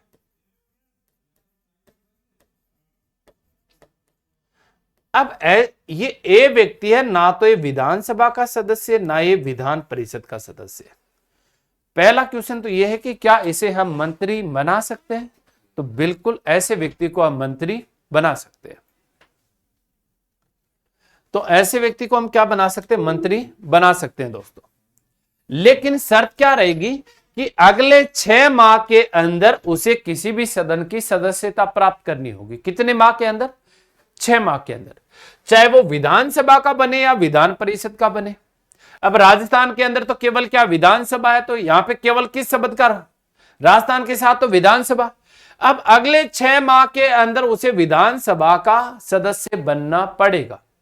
अगर ये 6 माह तक किसी भी सदन का सदस्य नहीं बनता है तो उसे पद से त्यागपत्र देना पड़ेगा। तो कितने माह तक मंत्री रह सकता है? 6 माह तक रह सकता है। 45 के अंदर मैं देख लेता हूं, सी बिल्कुल सही है। निम्नलिखित में से किस विधायी सदन को समाप्त किया जा सकता है? विधानसभा, विधान परिषद, राज्यसभा, लोकसभा। देखो विधानसभा को आप भंग कर सकते हैं लेकिन समाप्त नहीं कर सकते। विधान परिषद को समाप्त किया जा सकता है। राज्यसभा को कभी भी भंग या समाप्त नहीं किया जा सकता। लोकसभा को आप भंग कर सकते हैं, स्थगित कर सकते हैं, लेकिन कभी भी आप समाप्त नहीं कर सकते। तो विधान परिषद को क्या किया जा सकता है? समाप्त। जैसे कि वर्तमान हमारे कितने राज्यों में विधान परिषद है? 6 राज्यों में। अब इससे पहले हमारे जम्मू कश्मीर में भी क्या थी? विधान परिषद थी। तो जम्मू कश्मीर की विधान परिषद को हमने क्या कर दिया? समाप्त कर दिया। उससे पहले तमिलनाडु में भी विधान परिषद हुआ करती थी, उसको भी हमने क्या कर दिया? समाप्त कर दिया। तो किस सदन को समाप्त किया जा सकता है? विधान परिषद को। क्वेश्चन नंबर 46 के अंदर दोस्तों बी आपका बिल्कुल सही है। अगला क्वेश्चन, राजस्थान के निम्नलिखित में से किस मुख्यमंत्री ने भारत के 11वें उपराष्ट्रपति के रूप में पदभार संभाला था? तो 11वें उपराष्ट्रपति ऐसे कौन थे जो पहले राजस्थान के मुख्यमंत्री रह चुके हैं? प्रतिभा पाटिल, कृष्णकांत, हरिदेव जोशी, भैरव सिंह शेखावत। तो कौन है ऐसा व्यक्ति? भैरव सिंह शेखावत है दोस्तों। अगला क्वेश्चन मैं मिला लेता हूं, पीछे 47 में क्या दिया था हमने? 47 में डी, तो 47 में बिल्कुल आपका डी है दोस्तों। अगला क्वेश्चन, राज्यपाल की अनुपस्थिति में उसके दायित्वों का निर्वहन कौन करेगा? निर्वहन कौन करेगा? इसका क्वेश्चन का मतलब साफ तौर पे ये है कि राज्यपाल किसी कारणवश उसका पद रिक्त हो जाए, वो त्याग पत्र दे दे या उसे हटा दिया जाए राष्ट्रपति के द्वारा, या पद पे रहते हुए उसकी मृत्यु हो जाए, या नियुक्ति में क्या हो रही हो, देरी हो। तो ऐसी स्थिति के दौरान राज्यपाल के जो कर्तव्य हैं उनका पालन या निर्वहन कौन करेगा? तो विधानसभा अध्यक्ष, राज्य का मुख्यमंत्री, उच्च न्यायालय का मुख्य न्यायाधीश, इनमें से कोई नहीं। अब ऐसे क्वेश्चन का चयन करने के लिए दोस्तों आप ऐसा व्यक्ति निकालेंगे इसमें से जिस व्यक्ति की नियुक्ति राष्ट्रपति के द्वारा की गई है या भारत सरकार के संसद के द्वारा की गई हो, ऐसा कोई व्यक्ति निकालो। तो विधानसभा अध्यक्ष की नियुक्ति भारत सरकार नहीं करती है, राज्य का मुख्यमंत्री भारत सरकार नहीं करती है, उच्च न्यायालयों का मुख्य न्यायाधीश, तो उच्च न्यायालयों के मुख्य न्यायाधीश की नियुक्ति राष्ट्रपति के द्वारा की जाती है। किसके द्वारा की जाती है? राष्ट्रपति के द्वारा। तो ऐसी स्थिति के अंदर अगर आवश्यकता पड़ी तो उच्च न्यायालय का मुख्य न्यायाधीश आपके राज्यपाल के अनुपस्थिति में उसके दायित्वों का क्या करेगा? पालन करेगा, निर्वहन करेगा। तो 48 में क्या दे रखा है इसके अंदर? सी बिल्कुल दोस्तों सही है। राजस्थान में प्रथम विधानसभा का समय था 1952 से 57। बहुत आसान क्वेश्चन है, 1952 से 57। 49 के अंदर आपका बी बिल्कुल सही है। किसी भी राज्य के मुख्यमंत्री की आयु होनी चाहिए, न्यूनतम आयु कितनी? मुख्यमंत्री बनने के लिए न्यूनतम आयु कितनी होनी चाहिए? 21, 25, 30 या 35? 25 वर्ष होनी चाहिए। कितने वर्ष होनी चाहिए? 25 वर्ष। क्वेश्चन नंबर 50 के अंदर आपका बी बिल्कुल सही है। कमलकांत वर्मा राजस्थान के पहले मुख्य न्यायाधीश थे। राजस्थान के पहले क्या थे? मुख्य न्यायाधीश थे। कमलकांत वर्मा राजस्थान के पहले मुख्य न्यायाधीश थे। 51 में आपका मुख्य न्यायाधीश कितने पे है? सी पे, और बिल्कुल सी इसके अंदर आंसर है। राजस्थान में नौकरशाह संगठन का प्रमुख कौन होता है? नौकरशाह सचिव। देखिए दोस्तों इसके अंदर मुख्यमंत्री, कार्मिक सचिव, गृह सचिव, मुख्य सचिव। तो इसके अंदर आपका जो होता है मुख्य सचिव होता है दोस्तों। 52 के अंदर आपका क्या दिया हुआ है? डी दिया हुआ है, बिल्कुल सही है। सॉरी, 52 के अंदर आपका क्या दिया हुआ है? डी, बिल्कुल सही है। भारत सरकार और राज्य प्रशासन के बीच का शासकीय संवाद का औपचारिक चैनल है, वही है पीछे वाला ही। भारत सरकार और राज्य प्रशासन के बीच का शासकीय संवाद का औपचारिक चैनल, राज्य का राज्यपाल, मुख्यमंत्री का सचिव, संबंध विभाग का सचिव, मुख्य सचिव। प्रशासन शब्द आया, कौन सा है? प्रशासन शब्द। तो प्रशासनिक अधिकारी यहां पे कौन है? मुख्य सचिव है दोस्तों। 53 के अंदर क्या दे रखा है? बिल्कुल डी दे रखा आपके आंसर की में। अगला क्वेश्चन, मुख्य सचिव की सेवा अवधि निर्भर करती है राज्यपाल के साथ संबंधों पर, मुख्यमंत्री के साथ संबंधों पर, विधानसभा अध्यक्ष के साथ संबंधों पर, इनमें से कोई नहीं। मुख्यमंत्री के साथ संबंधों पर, क्योंकि मुख्य सचिव की नियुक्ति किसके द्वारा की जाती है? मुख्यमंत्री के द्वारा की जाती है। कितने का क्वेश्चन है? 54 नंबर में बी बिल्कुल सही है, और बी हमारा यहां पे है। नीति निर्माण की प्रमुख संस्था होती है, नीति निर्माण की प्रमुख संस्था होती है विभाग सचिव, मुख्यमंत्री सचिवालय होता है। क्वेश्चन नंबर 55 में देखिए दोस्तों, 55 में हमने क्या लगाया है? सचिवालय। कितने पे? डी पे। 55 के अंदर डी। उसके बाद देखिए दोस्तों, राजस्थान सरकार में सर्वोच्च प्रशासनिक पद है, अभी बताया था मैंने, सर्वोच्च प्रशासनिक जो पद होता है वो कौन होता है? मुख्य सचिव होता है। 56 के अंदर हमने क्या लगाया? सी। भारत के संविधान की 8वीं अनुसूचित भाषाओं का सही समूह को पहचाने। बांग्ला, अंग्रेजी, संस्कृत, अंग्रेजी, हिंदी, संस्कृत, गुजराती, मराठी, अंग्रेजी।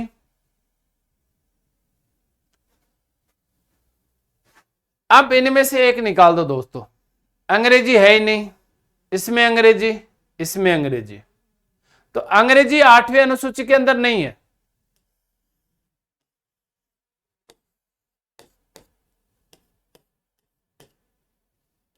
सी, संथाली, हिंदी और संस्कृत, यानी जो हमारी कौन सी अनुसूची, 8वीं अनुसूची।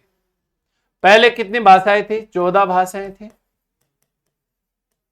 वर्तमान में कितनी भाषाएं हैं? 22 भाषाएं। बाद में कितनी जोड़ी गई है? 8 भाषाएं बाद में जोड़ी गई। तो क्वेश्चन नंबर 57 में क्या है? सी, 57 में बिल्कुल सी।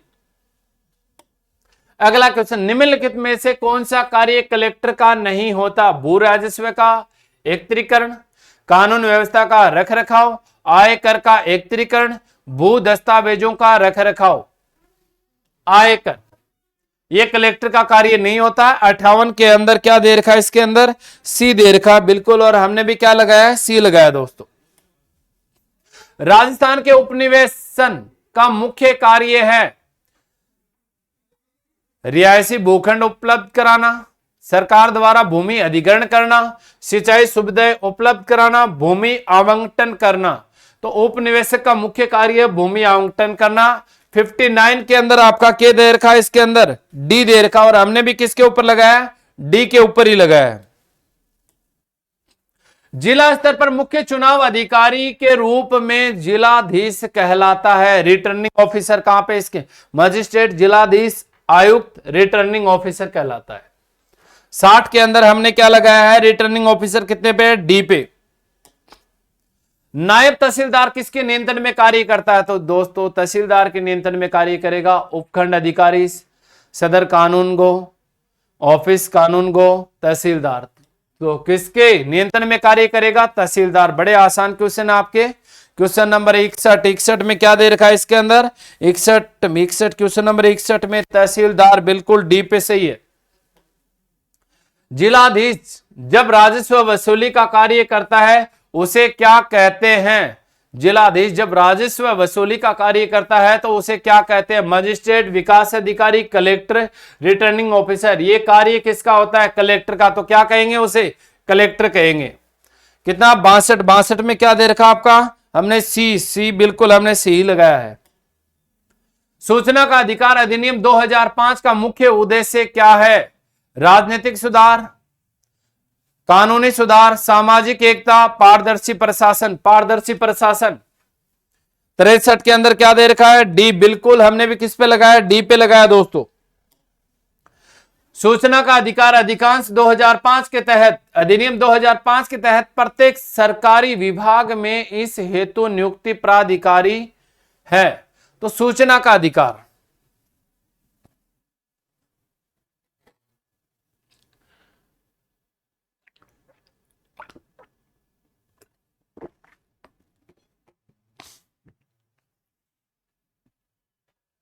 सूचना का अधिकार अधिनियम 2005 के तहत प्रत्येक सरकारी विभाग के इस हेतु नियुक्ति प्राधिकारी होता है।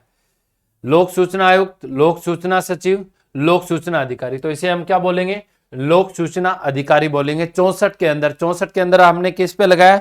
सी के ऊपर लगाया। बिल्कुल सही है दोस्तों।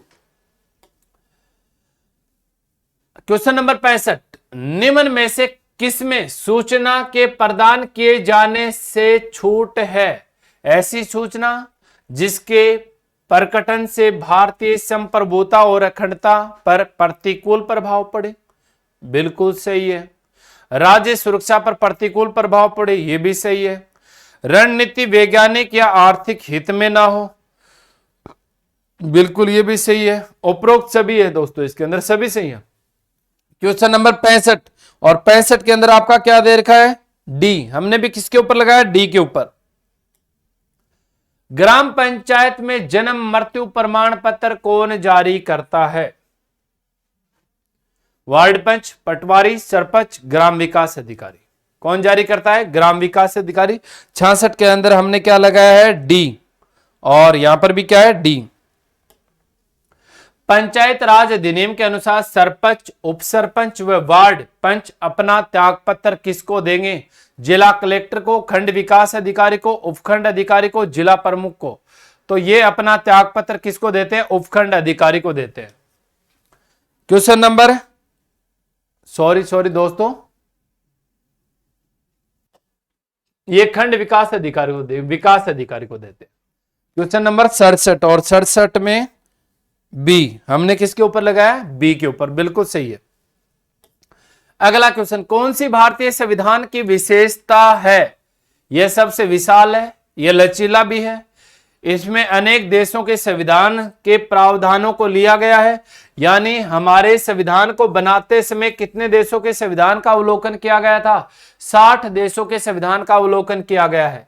यह सबसे विशाल भी है, सबसे लचीला भी है, उपयुक्त सभी।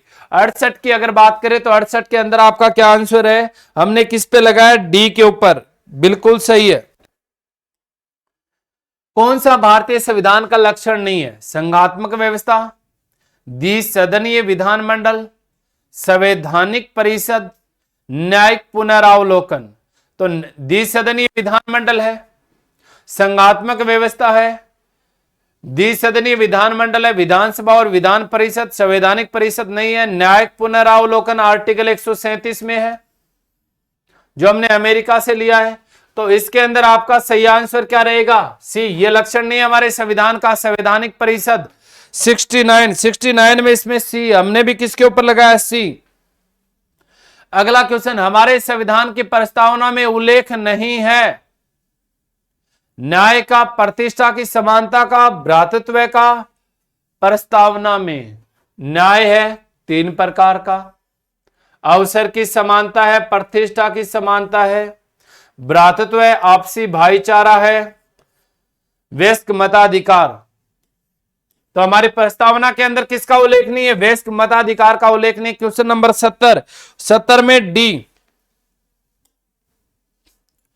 जिला न्यायाधीश किसके नियंत्रण में अधीन होता है? उच्च न्यायालय, अधीनस्थ न्यायालय। देख लेना दोस्तों, हाई कोर्ट किसके अधीन रहेगा? Supreme court. और जो हाई कोर्ट के निर्देशन में कौन रहेगा? District court. तो सुप्रीम कोर्ट किसके अधीनस्थ है? हाई कोर्ट किसके अधीनस्थ है? Supreme court. डिस्ट्रिक्ट कोर्ट किसके अधीनस्थ है? High court. हाई कोर्ट यानी आपका उच्च न्यायालय। 71 में हमने क्या लगाया? उच्च न्यायालय। और कितने पे? बी पे, बिल्कुल सही है दोस्तों। भारत में सूचना का अधिकार अधिनियम को कब अधिनियमित किया गया था? यह सूचना के अधिकार से संबंधित तीसरा क्वेश्चन है आपके। 15 जून 2005 को। फिक्स है इसकी तारीख 15 जून 2005। रट लेना है, तारीख याद रखना, 15 जून 2005। बहुत से एग्जाम में आ चुका दोस्तों। 72 में हमने क्या लगाया? सी। और यहां पे भी क्या दे रखा है? सी दे रखा है। राज्य सरकार को कानूनी मामले में सलाह देने के लिए अधिकृत है। यानी राज्य सरकार का सबसे बड़ा विधि अधिकारी कौन होता है? मुख्य न्यायाधीश, महाधिवक्ता, महान्यायवादी, न्यायाधीशों की खंडपीठ। तो मुख्य न्यायाधीश, महाधिवक्ता। राज्य का सबसे बड़ा विधि अधिकारी महाधिवक्ता होता है, आर्टिकल 165। देश का सबसे बड़ा विधि अधिकारी होता है महान्यायवादी, आर्टिकल 76। महाधिवक्ता की नियुक्ति राज्यपाल करता है, महान्यायवादी की नियुक्ति कौन करेगा? राष्ट्रपति करेगा। तो राज्य सरकार का कानूनी मामलों में सलाह देने वाला अधिकृत जो होता है वो कौन होता है? महाधिवक्ता होता है। 73 में बी। और 73 में यहां पर भी क्या दे रखा है? मैं देखता हूं, महाधिवक्ता कितने पे? अपना बी पे। तो बिल्कुल सही है। निम्नलिखित में से कौन सा जिला राजस्व उच्च न्यायालय की जयपुर पीठ के अधिकार क्षेत्र में नहीं आता? बूंदी, टोंक, झालावाड़, चित्तौड़गढ़। तो जयपुर पीठ के अधीनस्थ नहीं आता, तो इसमें आपका चित्तौड़गढ़ नहीं आता दोस्तों। अगला क्वेश्चन मैं देख लेता हूं, 74 में मिला लेता हूं। 74 में क्या दे रखा है? इसके अंदर आपका डी दे रखा है, और चित्तौड़गढ़ भी कितने पे है? डी पे है। अधीनस्थ न्यायालय की श्रेणी में नहीं आता? सत्र न्यायालय, मुंसिफ न्यायालय, राजस्व मंडल, अतिरिक्त जिला न्यायाधीश की अदालत।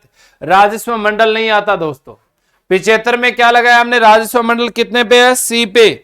75 के अंदर बिल्कुल सी। राजस्थान राज्य न्यायिक अकादमी कौन से जिले में स्थित है, मतलब यहां पे जिले का नाम आएगा, तो कौन से जिले में है, जोधपुर जिले में है। जयपुर, जोधपुर, बीकानेर, अलवर। बहुत सरल क्वेश्चन है। राजस्थान राज्य न्यायिक अकादमी, तो 76 में बी, 76 के अंदर बी। राज्य प्रशासन में जिलाधीश का प्रथम उच्च अधिकारी होता है गृह आयुक्त, संभागीय आयुक्त, कार्मिक सचिव, मुख्य सचिव। राज्य प्रशासन के जिलाधीश का प्रथम उच्च अधिकारी होता है संभागीय आयुक्त होता है। 77 में बी, तो 77 के अंदर यहां भी क्या दे रखा है, बी दे रखा है।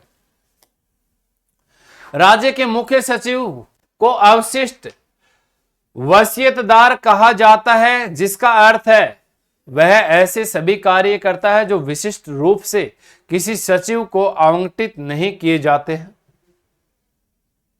वह मुख्यमंत्री का मुख्य सलाहकार होता है। वह राज्य में सिविल सेवा का प्रधान होता है। वह कैबिनेट सचिव के रूप में कार्य करता है। राज्य के मुख्य सचिव को अवशिष्ट वसीयतदार कहा जाता है, जिसका अर्थ है वह ऐसे सभी कार्य करता है जो विशिष्ट रूप से किसी सचिव को आवंटित नहीं किए जाते। ए होगा दोस्तों इसके अंदर। क्वेश्चन नंबर 78 और 78 के अंदर इसमें क्या दे रखा है, ए दे रखा है। जिले की पुलिस व्यवस्था का प्रमुख होता है पुलिस अधीक्षक, डीआईजी, आईजी, इनमें से कोई नहीं, पुलिस अधीक्षक होता है। 79 में ए, और हमने भी क्या लगाया, ए पे लगाया। 80 निम्नलिखित में से भारतीय संविधान सभा का अध्यक्ष कौन था। संविधान सभा का अध्यक्ष 11 दिसंबर 1946 को संविधान सभा का अध्यक्ष हमने किसको बनाया था, डॉक्टर राजेंद्र प्रसाद को बनाया था। 80 में क्या दे रखा है, 80 में ए। निम्नलिखित में से किस ईसन में भारतीय नागरिकों को मौलिक करते हुए संविधान में शामिल किए गए 42वां संविधान संशोधन। और 42वां संविधान संशोधन कब हुआ था, 1976 में हुआ था। और 1976 में हमें भाग 4 क जोड़ के अनुच्छेद 51 क जोड़ के कितने मौलिक कर्तव्य दिए गए, 10 मौलिक कर्तव्य कौन से देश के संविधान से लिए गए, रूस के संविधान से। तो कब दिए गए, 1976 में। 81 की अगर बात करें तो इस 81 के अंदर दे रखा बी। भारतीय गणराज्य में वास्तविक कार्यकारी प्राधिकारी निम्नलिखित में से किसके पास होता है। गणराज्य में वास्तविक कार्यकारी, गणराज्य देखो दोस्तों, इससे संबंधित ये पहला एक क्वेश्चन ऐसा आ चुका है जिसमें मैंने आपको बताया था गणराज्य का मतलब क्या होता है।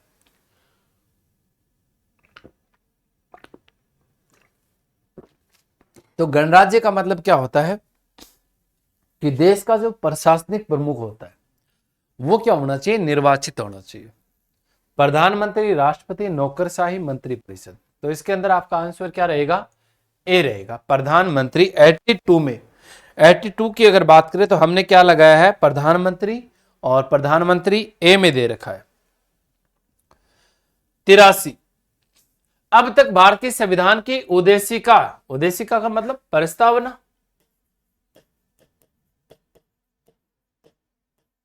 में कितनी बार संशोधन किया जा चुका है। तो ये मैं आपको इसी क्लास में बता चुका हूं कि प्रस्तावना में आज तक कितनी बार संशोधन हुआ है, एक बार। कब हुआ, 1976 में। किस संविधान संशोधन के माध्यम से, 42वें संविधान संशोधन के माध्यम से। कितने शब्द जोड़े गए, 3। कौन कौन से, समाजवादी, पंथ निरपेक्ष और अखंडता। कितने बार हुआ, एक बार। 83 में ए, तो 83 में मैं एक बार मिला लेता हूं, 83 के अंदर ए। अगला क्वेश्चन, भारत में प्रथम आम चुनाव किस वर्ष हुए थे। 1947, 48, 48, 49, 50, 51, 51, 52। प्रथम आम चुनाव कब करवाए गए थे, 51, 52 में करवाए गए थे। तो 84 में हमने क्या लगाया, 51, 52 कितने में, डी में, 84 में डी।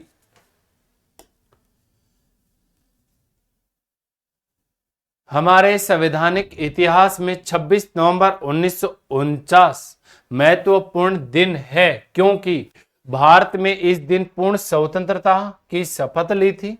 इस दिन संविधान अंगीकार किया गया था। इस दिन भारत गणतंत्र बना था। इस दिन संविधान में पहला संशोधन पारित किया गया था। तो 26 नवंबर 1949 यानी मिति मार्गशीर्ष शुक्ल सप्तमी विक्रमी संवत 2006 को हमारा संविधान अधिनियमित, अंगीकृत और आत्मार्पित किया गया था। अधिनियमित का मतलब ही क्या होता है? अंगीकृत का मतलब ही क्या होता है? अंगीकार। अंगीकार का मतलब क्या होता है? स्वीकार करना। तो इस दिन हमारा संविधान क्या किया गया था? स्वीकार किया गया था। किसके द्वारा? संविधान सभा के द्वारा। क्योंकि संविधान सभा का कार्य केवल संविधान का निर्माण करना ही नहीं होता है, उसमें जो भी तथ्य दिए गए हैं उनको समझना भी होता है, उनमें कोई भी त्रुटियां होती हैं तो उनमें सुधार करना भी होता है, उनकी व्याख्या करना भी आवश्यक है और उसे स्वीकार करना भी स्वीकार करना भी जरूरी है और अपने आप पर लागू करना भी। आत्मा अर्पित का मतलब अपने आप पर क्या करना? लागू करना। तो इसके अंदर क्या रहेगा? 85 इस दिन संविधान अंगीकार किया गया। तो 85 क्वेश्चन नंबर 85 में क्या दे रखा है? बी दे रखा है, तो बी है। राज्यसभा के सदस्यों का सेवा काल कितना होता है, यानी राज्यसभा के सदस्यों का कार्यकाल कितना होता है? तो राज्यसभा का तो कोई कार्यकाल होता नहीं, क्योंकि सदन किस प्रकार का? स्थायी सदन है। आर्टिकल 80 आपसे क्या कहता है कि राज्यसभा स्थायी सदन है, इसे कभी भंग या समाप्त नहीं किया जा सकता। इसके सदस्यों का कार्यकाल 3 वर्ष, 4 वर्ष, 5 वर्ष या 6 वर्ष। तो कितना होता है? 6 वर्ष। प्रत्येक 2 वर्ष के बाद 1/3 सदस्य सेवानिवृत्त किए जाते हैं। 2 वर्ष के बाद कितने सदस्य नए चुने जाते हैं? 1/3 सदस्य नए चुने जाते हैं। तो 86 के अंदर हमने क्या लगाया? 6 वर्ष। 86 के अंदर डी दे रखा है इसके अंदर। अगला क्वेश्चन देखिए दोस्तों, निम्नलिखित में से यूएस संविधान की विशेषताएं कौन सी है जो हमारे संविधान के निर्माताओं द्वारा ग्रहण की गई? यानी अमेरिका के ऐसे कौन से प्रावधान हैं जो हमारे अमेरिका से लिए और हमारे संविधान में हमने क्या किए? शामिल किए। न्यायिक समीक्षा, मौलिक अधिकार, उच्चतम न्यायालय के न्यायाधीशों को हटाना, उपयुक्त सब। ये दोस्तों सारी की सारी बातें आपने कहां से ली हैं? अमेरिका के संविधान से ली हैं। तो 87 की अगर बात करें तो 87 के अंदर आपका क्या मान रखा है? यहां पे डी मान रखा है दोस्तों। 1952 में राजस्थान की विधानसभा सदस्य संख्या कितनी थी? 150, 160, 176, 200। उस समय 1952 की बात करें 160 थी और वर्तमान की अगर बात करें तो वर्तमान में कितनी है? 200 है दोस्तों। वर्तमान में कितनी है? 200। और 1952 में राजस्थान की विधानसभा सदस्य संख्या कितनी थी? 160। 88 के अंदर मैं मिला देता हूं, 88 के अंदर बी दे रखा और हमने भी किसके ऊपर लगाया? बी। निम्नलिखित में से कौन सी निजी स्वतंत्रता का एक आधार है? परमादेश, बंदी प्रत्याक्षीकरण, अधिकार पर्चा, उत्प्रेषण। तो ये भी आज की क्लास में मैं आपको एक बार तो बता चुका हूं। निजी ये केवल किसके खिलाफ है? सरकारी। बंदी प्रत्याक्षीकरण किसी भी प्रकार का हो चाहे व्यक्ति। अधिकार पर्चा केवल और केवल सरकारी कर्मचारी के खिलाफ। उत्प्रेषण अधीनस्थ न्यायालय के खिलाफ। अधीनस्थ न्यायालय, अधीनस्थ न्यायालय की बात भी मैं आपको इसी क्लास में आज ही के पेपर में 2-3 बार बता चुका हूं। सुप्रीम कोर्ट के अधीन कौन रहेगा? High court. हाई कोर्ट के अधीन कौन रहेगा? डिस्ट्रिक्ट कोर्ट रहेगा। तो निजी स्वतंत्रता का एक आधार है, वो कौन सी है? बंदी प्रत्याक्षीकरण। ये आप किसी भी व्यक्ति के खिलाफ, प्राइवेट हो चाहे सार्वजनिक हो, किसी भी व्यक्ति के खिलाफ ला सकते हैं। 89 में हमने क्या लगाया है? बंदी प्रत्याक्षीकरण कितने में है? बी में है। भारत में संपत्ति के अधिकार को अब माना जाता है। अब माना जाता, पहले क्या था? मौलिक अधिकार। संपत्ति के अधिकार की अगर बात करें तो दोस्तों 44वां संविधान संशोधन, 44वां संविधान संशोधन हुआ था 1978 में। उससे पहले जो आपका संपत्ति का अधिकार था वो कहां पे था? अनुच्छेद 31 और अनुच्छेद 19F। यहां पे कौन सा अधिकार था? संपत्ति का अधिकार। 1978 से पहले हमारा मौलिक अधिकार हुआ करता था। इस संविधान संशोधन के दौरान मौलिक अधिकारों की सूची से हटा दिया। फिर कहां पे डाला गया? भाग 12 अनुच्छेद, भाग 12 के अध्याय 4, भाग 12 के अध्याय 4 में है अनुच्छेद 300 क। और किस प्रकार का अधिकार बना दिया गया? कानूनी अधिकार बना दिया। किस प्रकार का अधिकार है? कानूनी अधिकार है दोस्तों। तो 90 में हमने क्या दिया है? कानूनी अधिकार। और 90 में इसके अंदर क्या दे रखा? बी। तो हमारे वाला भी कितने पे है? बी पे है। भारतीय नागरिकों के मौलिक अधिकारों को निलंबित किया जा सकता है। भारतीय नागरिकों के मौलिक अधिकारों को निलंबित किया जा सकता है राष्ट्रीय आपातकाल के दौरान, वित्तीय आपातकाल के दौरान, कभी भी, किसी भी दशा में। तो राष्ट्रीय आपातकाल के दौरान आपके मौलिक अधिकारों को निलंबित किया जा सकता है। लेकिन याद रहे दोस्तों, अनुच्छेद 20 और अनुच्छेद 21 ये कभी भी निलंबित नहीं होंगे।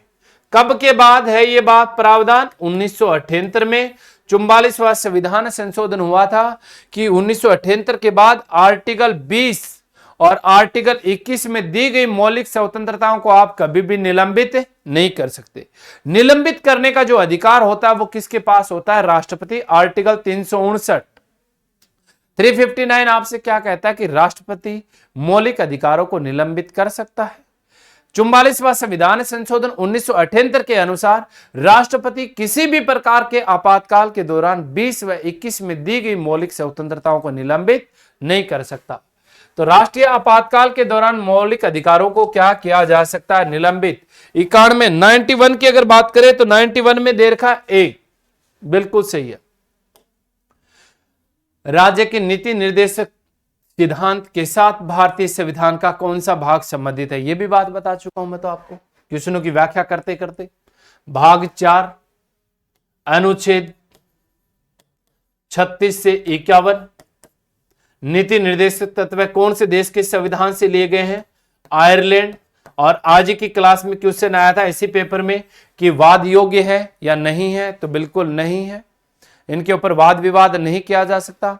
क्या इनके खिलाफ हम न्यायालय में जा सकते हैं? तो बिल्कुल नहीं जा सकते। तो 92 में क्या दे रखा है? सी दे रखा दोस्तों। संविधान के किस संशोधन में मौलिक अधिकारों की अपेक्षा राज्य नीति के निर्देशन सिद्धांतों का अधिकार महत्वपूर्ण बना दिया गया? किस संशोधन में मौलिक अधिकारों की अपेक्षा राज्य नीति के निर्देशक सिद्धांतों को अधिक महत्वपूर्ण बना दिया गया? राज्य किस संशोधन में मौलिक अधिकारों की अपेक्षा राज्य नीति निर्देशक? 42वां संविधान संशोधन दोस्तों। कौन सा संविधान संशोधन? मैंने बताया सबसे विवादास्पद जो संविधान संशोधन है वो कौन सा है? 42वां। प्रश्न संख्या कितनी है? 93। 93 में ए। तो यहां पे भी क्या है? ए। अगला क्वेश्चन, राष्ट्रपति द्वारा राष्ट्रीय आपातकाल स्थिति की घोषणा किए जाने के बाद किस अवधि तक उसका अनुमोदन संसद के प्रत्येक सदन में होना अनिवार्य है? अब देखिए दोस्तों, थोड़ा सा इसके बारे में बता देता हूं। ये डायरेक्ट वर्तमान स्थिति के आधार पर क्वेश्चन है। तो 1978 में जो आपका संविधान संशोधन हुआ था 44वां, अब इससे पहले क्या था कि राष्ट्रपति की घोषणा के बाद कितने माह के अंदर अनुमोदन मिलना चाहिए था? 2 माह के अंदर। 1978 में आपने कौन से शब्द को डिलीट कर दिया? 2 माह को। और 2 माह के स्थान पे कौन सा शब्द जोड़ दिया? 1 माह। तो 1 माह के अंदर संसद के दोनों सदनों में अनुमोदन मिलना आवश्यक है। अब 1978 से पहले क्या प्रावधान था? 1978 से पहले यह प्रावधान था कि साधारण बहुमत से अनुमोदन मिलना चाहिए। और 1978 के बाद कौन सा प्रावधान है? कि विशेष बहुमत। कौन सा बहुमत होना चाहिए? विशेष बहुमत का मतलब होता है दोस्तों 2/3 सदस्यों के बहुमत को बोलते हैं विशेष बहुमत। तो वर्तमान की अगर बात करें तो 1 माह रहेगा दोस्तों इसके अंदर। 1978 से पहले क्या था? 2 महीनों के भीतर। वर्तमान में क्या है? 1 महीने के भीतर। क्वेश्चन नंबर 94 में ए दे रखा, हमने भी किसके ऊपर लगाया? ए के ऊपर लगाया। 95, राज्यसभा के लिए सदस्यों को नामित करने का अधिकार निम्नलिखित में से किसके पास है? आज की क्लास में बताया मैंने कि राज्यसभा में कितने सदस्य मनोनीत किए जाते हैं? 12 सदस्य मनोनीत किए जाते हैं। क्योंकि हमारे पास इसी क्लास में क्वेश्चन आया था कि राज्यसभा में अधिकतम निर्वाचित सदस्यों की संख्या कितनी हो सकती है? 238 हमने देखा था। वहीं पर मैंने आपको बताया था कि राज्यसभा में 12 सदस्य तो अधिक, यानी टोटल कितने हो सकते हैं? अधिकतम 250। 250 में से 12 क्या है? मनोनीत, और 238 उसका आंसर था उस क्वेश्चन का। तो अधिकतम निर्वाचित सदस्य संख्या कितनी थी? 238। अब ये किसके द्वारा मनोनीत किए जाते? ये भी मैंने आपको बताया था, राष्ट्रपति के द्वारा मनोनीत किए जाते हैं आर्टिकल 80 में। इनका संबंध कला, साहित्य, समाज सेवा व विज्ञान से होता है दोस्तों। तो इसका सही आंसर क्या रहेगा? राष्ट्रपति। 95, क्वेश्चन नंबर 95 में ए दे रखा दोस्तों, और इसमें भी क्या है? ए। अगला क्वेश्चन देखिए दोस्तों, राष्ट्रपति के निर्वाचन में विवाद के मामले में किसको प्रस्तुत किया जा सकता है? तो एक तो राष्ट्रपति और एक उपराष्ट्रपति।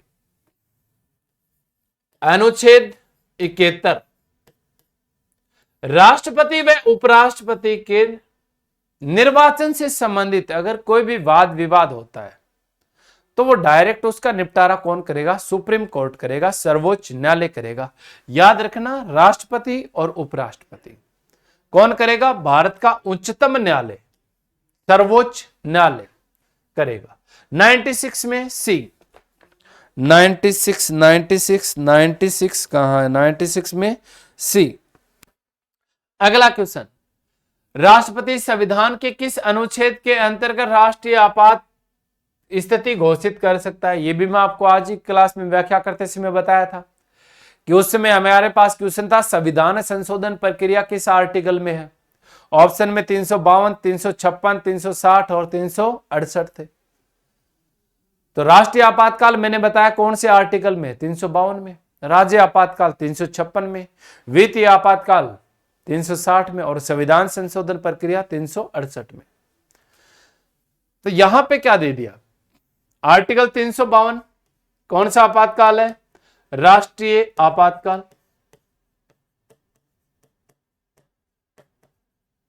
356 में क्या? राज्य आपातकाल या राष्ट्रपति शासन। 360 में क्या? वित्तीय आपातकाल। फिर मैंने आपको वहां भी बताया था राष्ट्रपति की आपातकालीन घोषणाएं शक्तियां 3 प्रकार की ये रही। 361 में क्या? 361 में यह प्रावधान है कि राष्ट्रपति और राज्यपाल अपने पद पे रहते हुए जिन कर्तव्यों का पालन करते हैं वो न्यायालय के अंदर उनका जवाब देने के लिए हाजिर नहीं होंगे। राष्ट्रपति और राज्यपाल के पद पे रहते हुए कोई भी न्यायालय उनके लिए वारंट जारी नहीं कर सकता, गिरफ्तारी के आदेश जारी नहीं कर सकता। राष्ट्रपति और राज्यपाल के पद पे रहते हुए कोई भी मुकदमा नहीं चलाया जा सकता। अगर कोई सिविल मुकदमा है, व्यक्तिगत मुकदमा है, तो उसकी सूचना आपको 2 महीने पहले देनी होगी। इसकी व्याख्या आर्टिकल 361 करता है। तो इसके अंदर हमारा आंसर क्या रहेगा? 352 रहेगा। 97 के अंदर क्या दे रखा है? इसके अंदर ए दे रखा है। बिल्कुल सही है। राष्ट्रपति की सेवानिवृत्ति आयु क्या है? यानी राष्ट्रपति की सेवानिवृत्ति आयु क्या है? आयु का उल्लेख है। तो सेवानिवृत्ति की आयु नहीं है हमारे पास। हमारे संविधान में केवल यह उल्लेख है जिस व्यक्ति को हम राष्ट्रपति बनाए उसकी न्यूनतम आयु का उल्लेख है, वो योग्यता है। सेवानिवृत्ति मतलब रिटायरमेंट, पद से हटाने की जो आयु है वो क्या है? 70, 75, 80 कोई नहीं। तो इसमें कुछ भी नहीं है दोस्तों। 98 के अंदर आपका क्या दे रखा है दोस्तों? डी दे रखा है इसके अंदर। बिल्कुल सही है। निम्नलिखित में से कौन अपना पद राष्ट्रपति की संतुष्टि के दौरान धारण करता है? प्रधानमंत्री, राज्यपाल, चुनाव आयुक्त, लोकसभा अध्यक्ष। राज्यपाल करता। बड़ा आसान क्वेश्चन है दोस्तों। 99 में हमने क्या लगाया है? बी। और 99 में इसके अंदर भी क्या है? बी। राज्यसभा को भंग करने के लिए निम्नलिखित में से कौन सक्षम है? राष्ट्रपति, राज्यसभा सभापति, लोकसभा। तो मैंने बताया कि पहले बता चुका हूं मैं, राज्यसभा को ना कभी भंग कर सकते हैं, ना ही कभी आप समाप्त कर सकते हैं। तो राज्यसभा को भंग या समाप्त करने का अधिकार किसी के पास भी नहीं हो सकता। ये स्थायी सदन है, इनमें से कोई भी नहीं। 100 के अंदर आपका डी, 100 के अंदर डी है। संसद में शामिल है, संसद में राष्ट्रपति, लोकसभा, राज्यसभा, लोकसभा, राज्यसभा, लोकसभा, विधानसभा, विधानसभा, विधान परिषद और लोकसभा। अनुच्छेद 79। संसद के 3 अंग होते हैं। कितने अंग होते हैं? 3 अंग होते हैं। राष्ट्रपति, लोकसभा और राज्यसभा। अगर सदन की बात की जाए तो सदन कितने होते हैं? 2, लोकसभा और राज्यसभा। क्वेश्चन नंबर 101 में हमने लगाया है ए को, और 101 में यहां पर भी क्या है? ए। 1 वर्ष तक राजस्व एकत्रित करने का प्रस्ताव सरकार किस विधेयक द्वारा करती है? आर्थिक विधेयक, वित्त विधेयक, अनुपूरक विधेयक, इनमें से कोई नहीं, वित्त विधेयक के माध्यम से। क्वेश्चन नंबर 102 में हमने क्या लगाया है? वित्त विधेयक, और वित्त विधेयक यहां पे इसमें क्या दे रखा? बी दे रखा दोस्तों। भारत की किसकी स्वीकृति के बिना कोई भी सरकारी खर्चा नहीं किया जा सकता? तो किसकी स्वीकृति के बिना कोई भी सरकारी खर्चा नहीं किया जा सकता? बड़ा ही आसान क्वेश्चन है दोस्तों। अगर सरकारी खर्चा करेंगे तो किसकी स्वीकृति चाहिएगी हमें?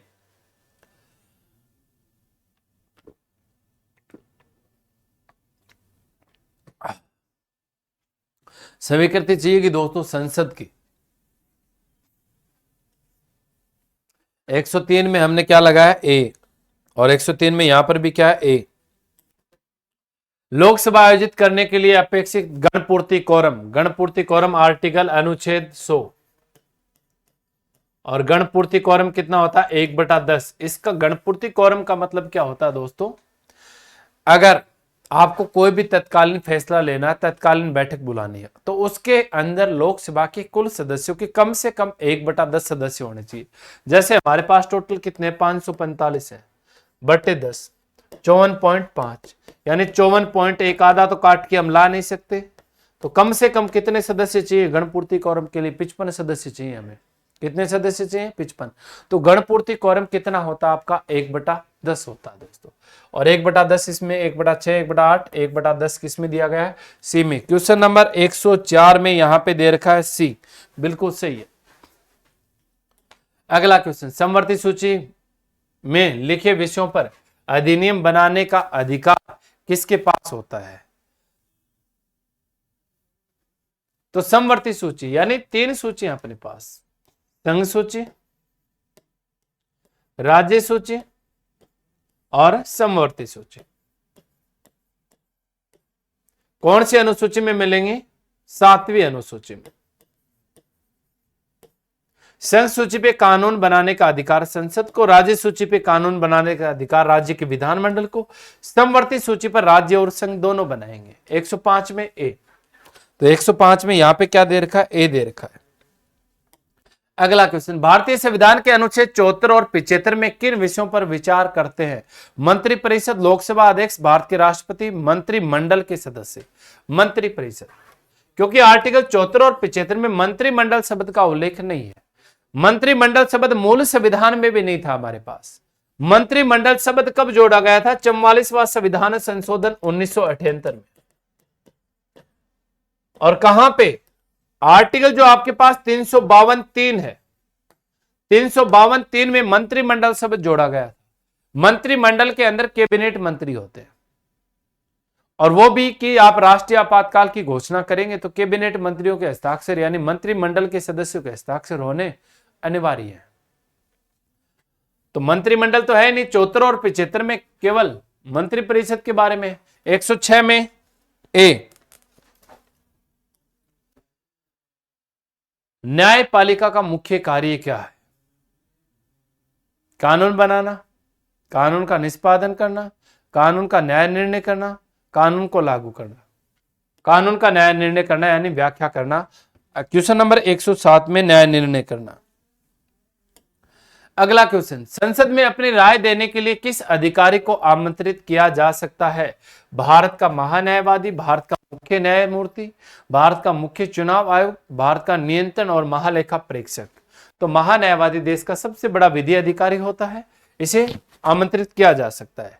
108 में ए,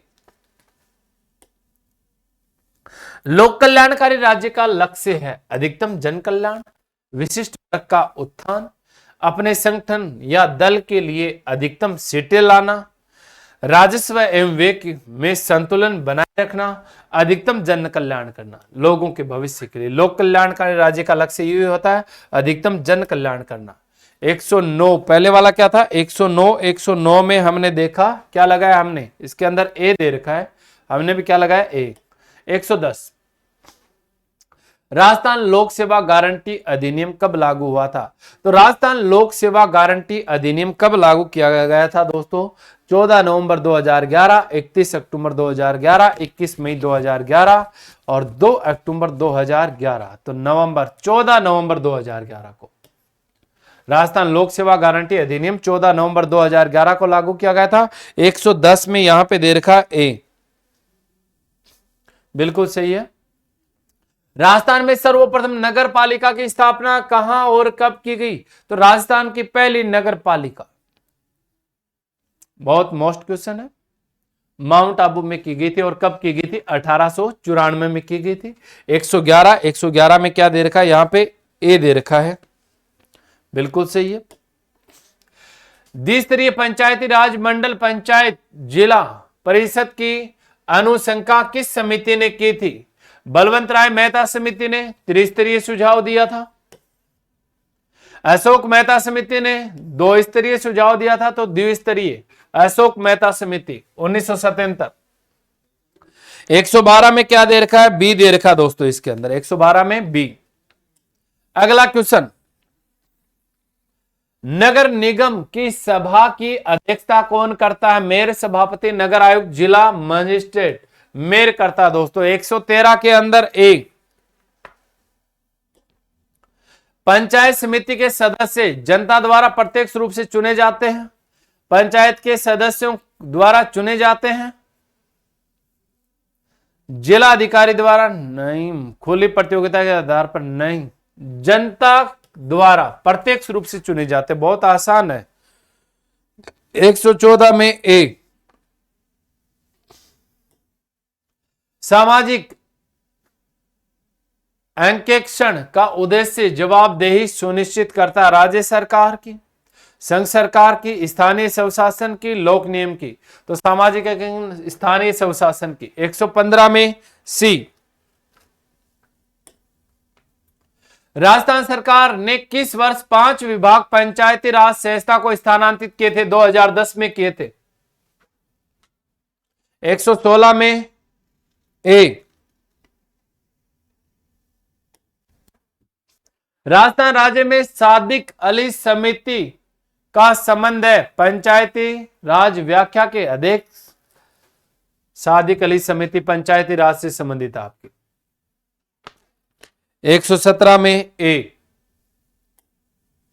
लोकायुक्त संस्था है सांविधिक एवं सलाहकारी संस्था, सांविधिक एवं न्यायिक संस्था, संवैधानेतर एवं सलाहकारी संस्था, संवैधानेतर एवं न्यायिक संस्था। तो लोकायुक्त जो संस्था वो आपकी सांविधिक और सलाहकारी संस्था है। 118 में ए, तो 118 में ए,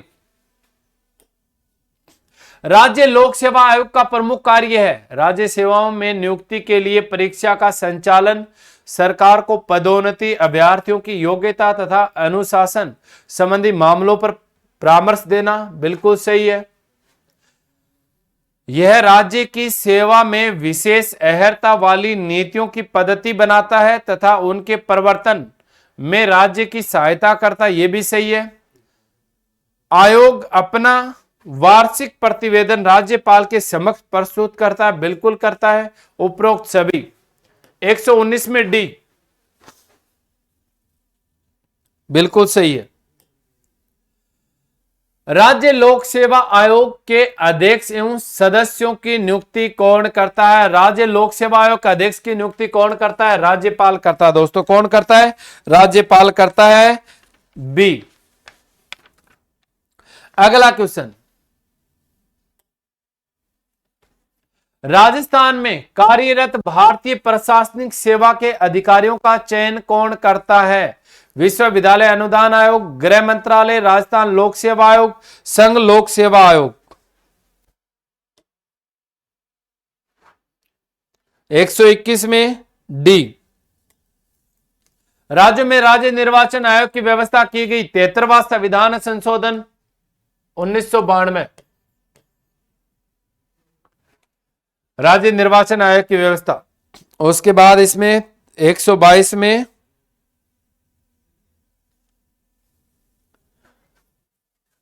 इसमें ए दे रखा। 73वां 74वां संविधान संयुक्त ए एवं बी दोनों 75। 73वां ही आएगा दोस्तों इसके अंदर। 122 में ए बिल्कुल सही है ये। 123 राजस्थान के वर्तमान मुख्य सूचना आयुक्त कौन है? राजस्थान के वर्तमान मुख्य सूचना आयुक्त Shri M L Lathar, Shri S K Verma, M L Gupta, इनमें से कोई नहीं। A Shri M L Lathar है दोस्तों। 123 के अंदर ए दे रखा है इसके अंदर। निम्नलिखित में से कौन सा संवैधानिक आयोग नहीं है? राज्य निर्वाचन आयोग, राज्य लोक सेवा आयोग, राज्य मानवाधिकार आयोग, राज्य वित्त आयोग। संवैधानिक आयोग नहीं है। राज्य मानवाधिकार आयोग संवैधानिक नहीं है। 124 में सी। उपखंड का प्रशासन किसके नियंत्रण में रहता है? विकास अधिकारी, एसडीओ, जिला प्रमुख, जिला जज। एसडीओ के नियंत्रण में रहता है। 125 में बी। राजस्थान में प्रशासनिक दृष्टि से निम्न में से सबसे छोटी इकाई कौन सी है? तो इनमें सबसे छोटी इकाई, अब देखिए दोस्तों, संभाग। संभाग किनको मिलाकर बनता है? जिलों को। यहां पे क्या होता है? संभागीय आयुक्त। यहां पे हम क्या बनाते हैं? जिला परिषद। और जिला परिषद में उपखंड होते हैं, फिर क्या होते हैं? तहसील। और तहसील को हम क्या बोलते हैं? पंचायत समिति बोलते हैं। क्योंकि हमारे पास देखो त्रिस्तरीय है, ग्राम पंचायत ग्राम स्तर पे, तहसील स्तर पे यानी खंड स्तर पे। और खंड हम किसको बोलते हैं? तहसील को। खंड स्तर पे हम क्या बनाएंगे? पंचायत समिति बनाएंगे। स्टार है दोस्तों इसके अंदर। इनमें से एक शब्द हटाना पड़ेगा आपको। कौन सा भी हटा लो चाहे आप। तहसील, पंचायत समिति। पंचायत समिति का निर्माण अगर वैसे देखें प्रशासनिक दृष्टि से निम्न में से, प्रशासनिक दृष्टि से तो बिल्कुल स्टार ही मिलेगा दोनों से इसके अंदर। 126 और 126 में इसके अंदर क्या दिया हुआ है? 126 क्वेश्चन नंबर 126 तहसील दी हुई है। आगे देखिए दोस्तों, राज्यपाल की स्वाभाविक क्या शक्तियां हैं? संविधान द्वारा दी गई, परिस्थिति जन्य है, राज्यपाल चाहे वैसे है, और ए और बी दोनों। ए में क्या है? संविधान द्वारा दी गई है। और बी में क्या है? परिस्थिति जन्य है। परिस्थिति जन्य जैसे मैंने आपको बताया था, संविधान द्वारा दी गई वो तो है ही है। परिस्थिति जन्य का मतलब क्या होता है? जैसे किसी भी सरकार के पास पूर्ण बहुमत नहीं होता है, तो राज्यपाल अपनी स्वेच्छा से क्या करेगा? किसी बड़े गठबंधन के नेता को या बड़े दल के नेता को क्या बना सकता है? मुख्यमंत्री बना सकता है। फिर कोई ऐसा व्यक्ति जो किसी भी सदन का सदस्य नहीं है, उसे मंत्री भी नियुक्त कर देता है। चयन तो किसने किया है? मुख्यमंत्री ने, लेकिन नियुक्ति किसने की है? राज्यपाल ने। तो परिस्थिति, राज्यपाल चाहे वैसे नहीं कर सकता है, ये परिस्थिति जन्य है। तो परिस्थितियों के अनुसार संविधान द्वारा दी गई उनका प्रयोग कर सकता है, ए और बी दोनों। 127, तो क्वेश्चन नंबर 127 में दे रखा डी। अगला क्वेश्चन, राजस्थान हाईकोर्ट के सबसे लंबे समय तक सेवा करने वाले प्रथम न्यायाधीश कौन से थे? शरद कुमार घोष, कैलाश नाथ वांचू, सरजू प्रसाद, जे.एस. पांचाल। शरद कुमार घोष, कैलाश नाथ वांचू, सबसे लंबे समय तक कैलाश नाथ वांचू। 128 में बी। राजस्थान पुलिस का प्रमुख कौन होता है? डीआईजी, पुलिस अधीक्षक, पुलिस महानिर्देशक, पुलिस महानिरीक्षक। तो पुलिस महानिर्देशक होता है। 129 में सी, राज्य मंत्रिमंडल के मंत्रीगण अपने पद पर बने रहते हैं। यह क्वेश्चन आज की क्लास में देखो इससे मिलता जुलता आया था। वहां पे पूछा गया था केंद्र के मंत्री किसके प्रसाद पर्यंत पद पे बने रहते हैं, तो अकेला मंत्री था, तो मैंने बताया था क्या? प्रधानमंत्री।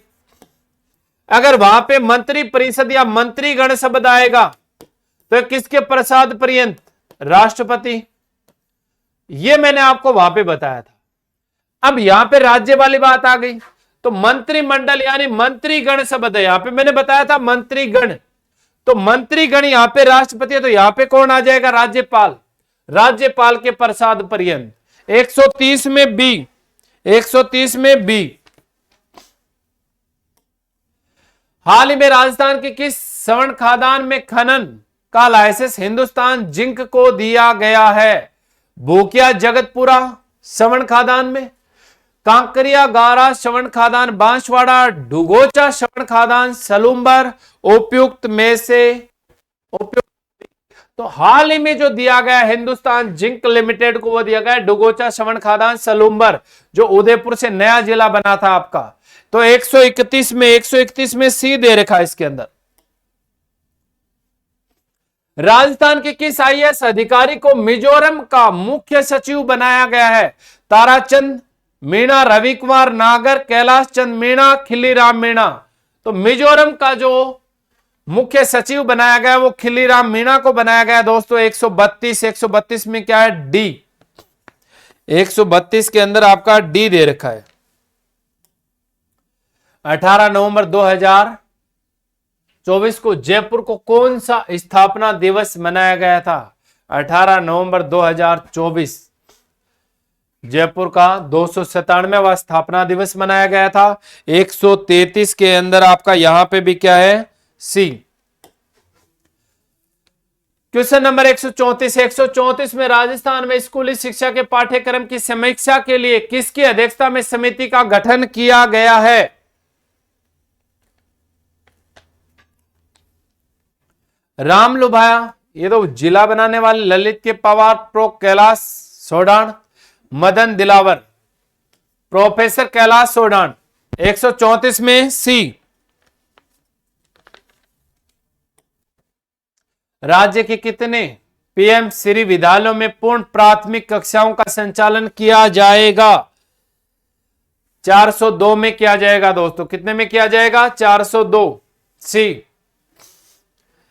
136 में भारतीय बागवानी अनुसंधान संस्थान बेंगलोर के द्वारा राज्य के किस फल पर शोध कार्य किया जाएगा? किन्नू, पपीता, सीताफल, अनार।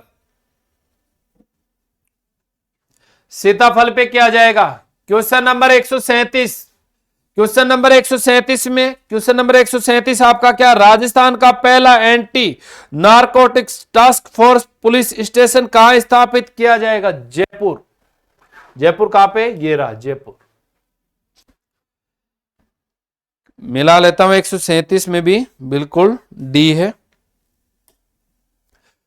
राज्य में सांबर झील के बाद कहां दूसरी टेंट सिटी बनाई जाएगी?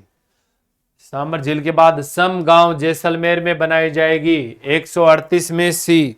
138 में सी।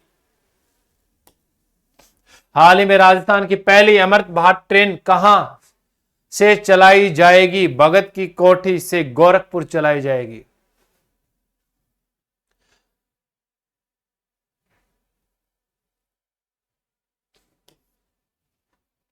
डी। 139 में आपका डी।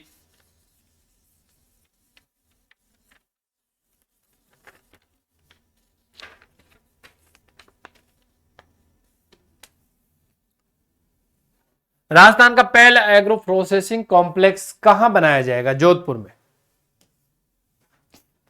140 में सी। अगला क्वेश्चन, हाल ही में वंचित कारीगरों के उत्पादों को बढ़ावा देने के लिए ट्यूलिप ब्रॉन्ड किसने लॉन्च किया है? ग्रामीण विकास मंत्रालय, कौशल विकास और उद्यमशीलता मंत्रालय, सामाजिक न्याय और अधिकारिता मंत्रालय, सूक्ष्म लघु और मध्यम उद्यम मंत्रालय। वंचित कारीगरों को सामाजिक न्याय। 141 में सी। हाल ही में अमेरिका व्हाइट हाउस की पहली महिला चीफ ऑफ स्टाफ किसे नियुक्त किया गया? सूसी विल्स को नियुक्त किया गया। Sushi Wills, B. 142 में बी। हाल ही में सभी सरकारी नौकरियों में महिलाओं के लिए 35% आरक्षण का प्रावधान किस राज्य में किया है? ऐसा करता है सबसे पहले मध्य प्रदेश ही करता है ये उटपटांग काम। 143 में सी। 143 में सी। हाल ही में 16 वर्ष से कम आयु के बच्चों को सोशल मीडिया प्रयोग पर प्रतिबंध लगाने की घोषणा किसने की है? ऑस्ट्रेलिया ने की है। 144 में बी। हाल ही में पर्यावरण जहाज सूचकांक में शामिल होने वाला भारत का पहला बंदरगाह मार्मा गोवा कहां पे है? मार्मू गांव, मार्मा गोवा, गोवा में आपके कोंकण तट के ऊपर। 145 में ए। 145 में ए। अगला क्वेश्चन, 1 जनवरी 2025 को किस देश में बुर्के पर प्रतिबंध लगाया गया? तो बुर्के पर प्रतिबंध किस देश ने लगाया? France, Switzerland, Tajikistan, Sri Lanka. ऐसा स्विट्जरलैंड ही कर सकता है। 146 में बी। तो यहां पे भी बी। क्वेश्चन नंबर 147, हाल में 18 फीट के दुनिया के सबसे बड़े मगरमच्छ को कैसियस की मौत कहां हुई? ब्राजील, इंडोनेशिया, ऑस्ट्रेलिया, दक्षिणी अफ्रीका। ऑस्ट्रेलिया में। अगला क्वेश्चन दोस्तों, हाल ही में वर्ष 2025 में ऑस्कर के लिए शॉर्ट फिल्म में श्रेणी में नामांकित sunflower were the first ones to know का संबंध किस भाषा से है? तो ये आपका 148 में यहां पे दे रखा है कन्नड़ भाषा। 149, हाल ही में दुनिया के पहले लकड़ी के उपग्रह को लिंगनोसेट को किसने प्रक्षेपित किया?